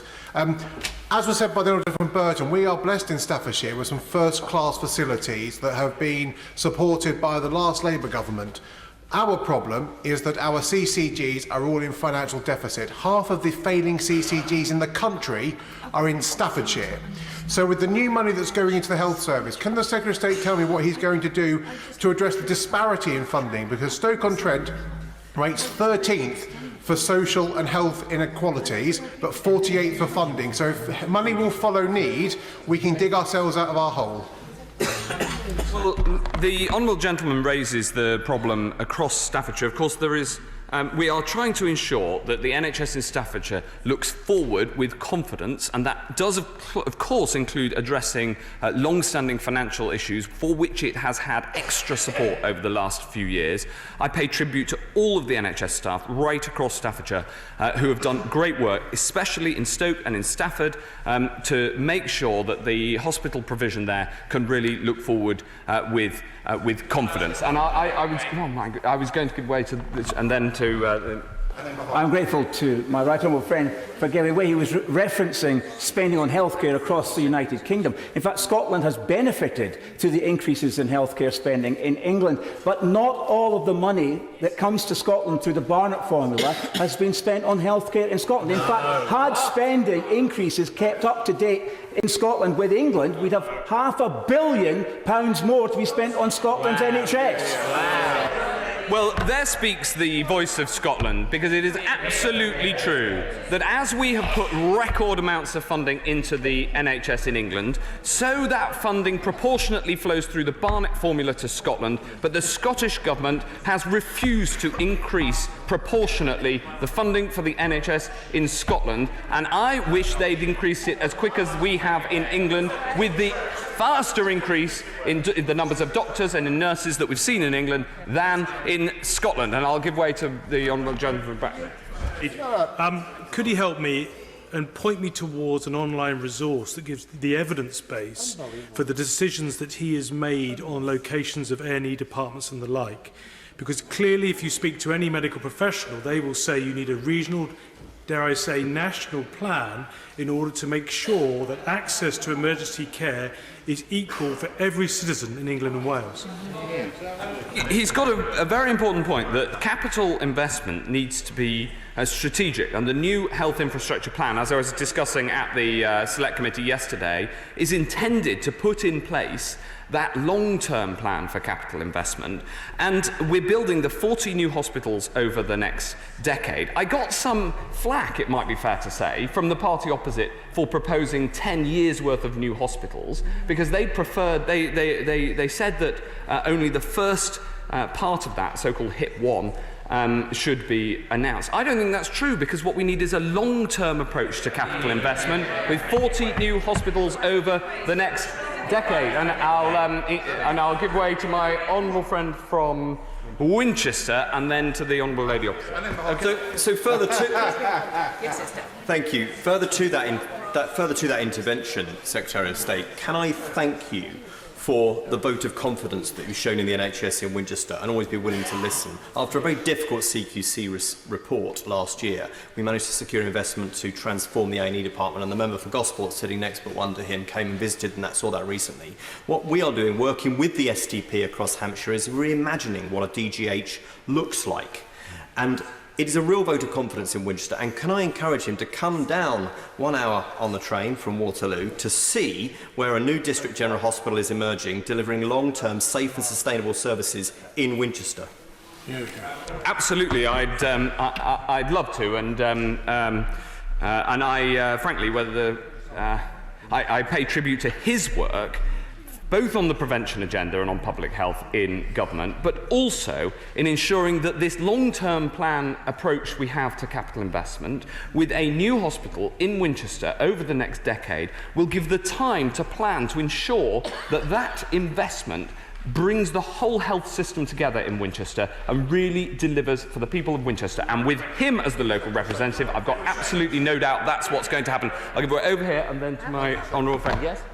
I'm very grateful to the Secretary of State. Now, on that subject of strategic capital investment, he'll be well aware that static PET-CT cancer scanning equipment is world-renowned, particularly that at the Churchill Hospital, for helping patients, and is much more effective than mobile scanning technology. So why have I discovered, having been told that there would not be privatisation of the services at the Churchill, that we would not see that material change there, that instead a private provider with mobile scanning equipment is going to be the backup to the NHS provided service, that it's going to be dealing with the complex cases from across the Thames Valley, and even worse, that the chief exec of the local hospital has had to accept an NDA around the contract negotiations. How can he justify this?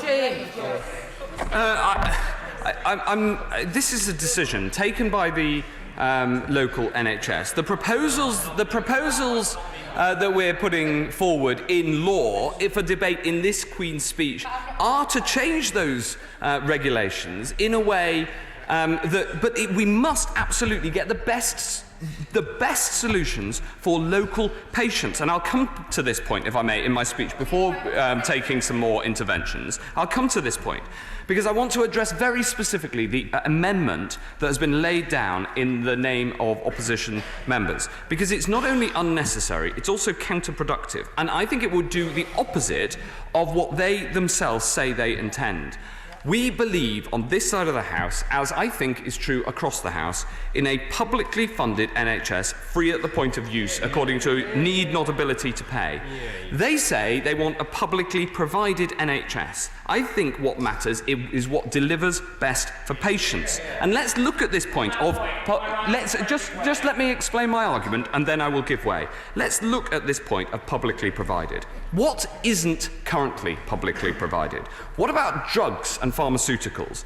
Is he really saying, the honourable gentleman opposite, that only drugs manufactured by the NHS can be used in an NHS hospital? That's what his amendment says. Will he go and tell that to the patients who use Brineura or aspirin or cutting-edge cancer treatments? Or what about the new breakthrough announced this morning that could delay the onset of Alzheimer's? My grandmother died with dementia. His motion would stop access to new drugs because he is against anything that isn't publicly provided.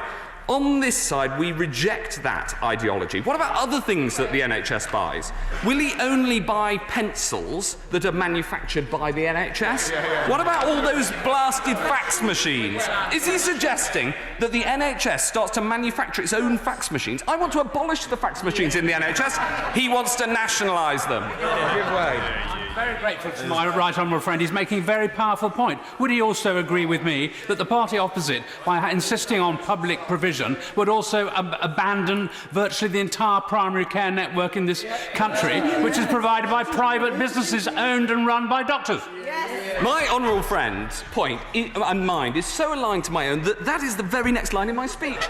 What of services? GPs, dentists, opticians, pharmacists, they are all privately provided into the NHS. They have been since Bevan, and this hard left motion would nationalise them. Now, Mr. Speaker, I like the honourable member opposite. He is a good and sensible man. So I can only assume that he's been captured by the militant hard left within his party, whose aggressive proto-Marxist ideology I know deep down he shares little sympathy for. He is far more right-wing than Jeremy Corbyn, and I know it because we've got it on the record. This is what he used to say. There's always been a private element of health provision in this country.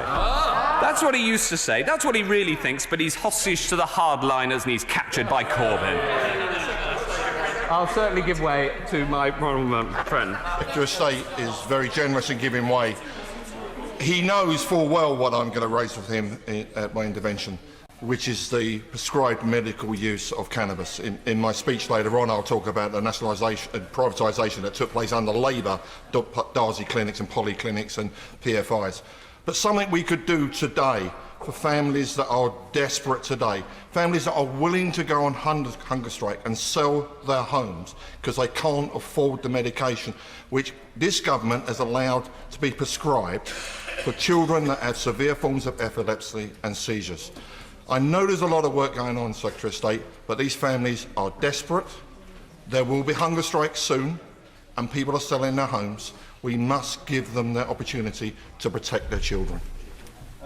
Yes, I entirely understand where my honourable friend's coming from, and he's been a tireless campaigner on this. And I also, on this point, want to welcome the cross-party approach that was set out by the honourable gentleman opposite. And this is an important thing to get right. Now, of course, each decision for an individual patient has got to be clinically led. We can't have MPs calling for specific clinical interventions, and I think he and everybody recognises that. But there is a problem in the system here. I've asked the medical director of the NHS to lead the work to resolve the problem, and we are working on it, and I look forward to meeting with him and others with an interest in this soon. I'll give way over there and then over here. Very grateful to my right honourable friend giving way. May I, on behalf of my constituents, give a very warm welcome to his announcement this afternoon of extra funding to keep the A&E at Cheltenham open. My constituents already have to travel 25 miles to get to Cheltenham. This will be a huge relief to them. We've been able to give that assurance and thank my honourable friend for the work that he's done. Thank you, Secretary of State, for giving way. This is further to the point made by the honourable member for Stirling. As this chamber has heard me say before, pregnant mothers have a 200-mile round trip to give birth from Caithness to Inverness. Some months ago, a mother of twins gave birth to those twins 52 miles apart on the A9 from Caithness. Only in the last 2 days, a pregnant mother came all the way down from Caithness, then to have hours of agony because there wasn't a bed ready for her. It is a devolved matter, I concede, but would HM Government please, for my sake, for my constituents' sake, share the best safety practice with the Scottish Government and with National Health Service Highland? We'll absolutely do that. He's quite right that this is a devolved matter in terms of the provision, and we've already had a debate about the relative funding increases. But this case clearly needs looking at very seriously, and I'll make sure that I get in contact with my colleagues in the Scottish Government who are responsible for the provision of this service to make sure that it's looked at properly. I'll give way to the honourable gentleman over there. And I enjoy the knockabout that's been going on, but will he accept that the NHS reforms brought in by Andrew Lansley actually led to a fragmentation and a duplication and inefficiencies which we are now trying to remedy by reconstructing, bringing together groups as we are in North East London, and that therefore there is merit in that part of the opposition's amendment? Secretary of State answers the intervention. I will say to him what I said to the spokesman for the opposition, that he has been very generous in taking interventions, but having been at the dispatch box for nearly half an hour, I hope he will be careful not to incur the wrath of backbenchers who will have to wait till 7 o'clock to speak. Yes, I am trying to take as many interventions as is reasonable, and I feel like I've been sitting down for most of the half an hour that I've technically been speaking. No, hold on, I haven't even answered the previous intervention before I take this one. So, if I may, the truth is that the NHS has themselves proposed measures that will make it easier to run the NHS, to reduce bureaucracy, to change the procurement rules that we discussed. And ultimately, these responses, with nearly 190,000 responses to their consultation, have the support of the Royal Colleges, the Local Government Association, the unions. They've all supported these legislative proposals. We're working on the detailed plans. They do change some of the measures put forward in the 2012 Act, and we will make sure that we cut out that red tape and bureaucracy and streamline the procurement and support integration and make sure that the record investment we're putting in gets as much as possible to the front line. They also help us with recruitment. I can announce to the House the latest figures for GP recruitment, which I know is a matter of interest to lots of colleagues.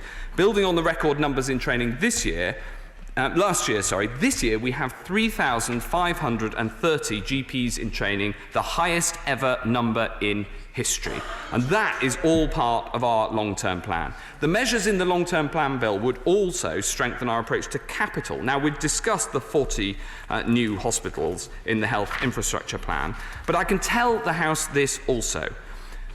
There won't be funding a single penny by PFI in the health infrastructure plan. We have cancelled it. And I've done a little research into the history. Madam Deputy Speaker, I wanted to let the House into a little secret that I've discovered.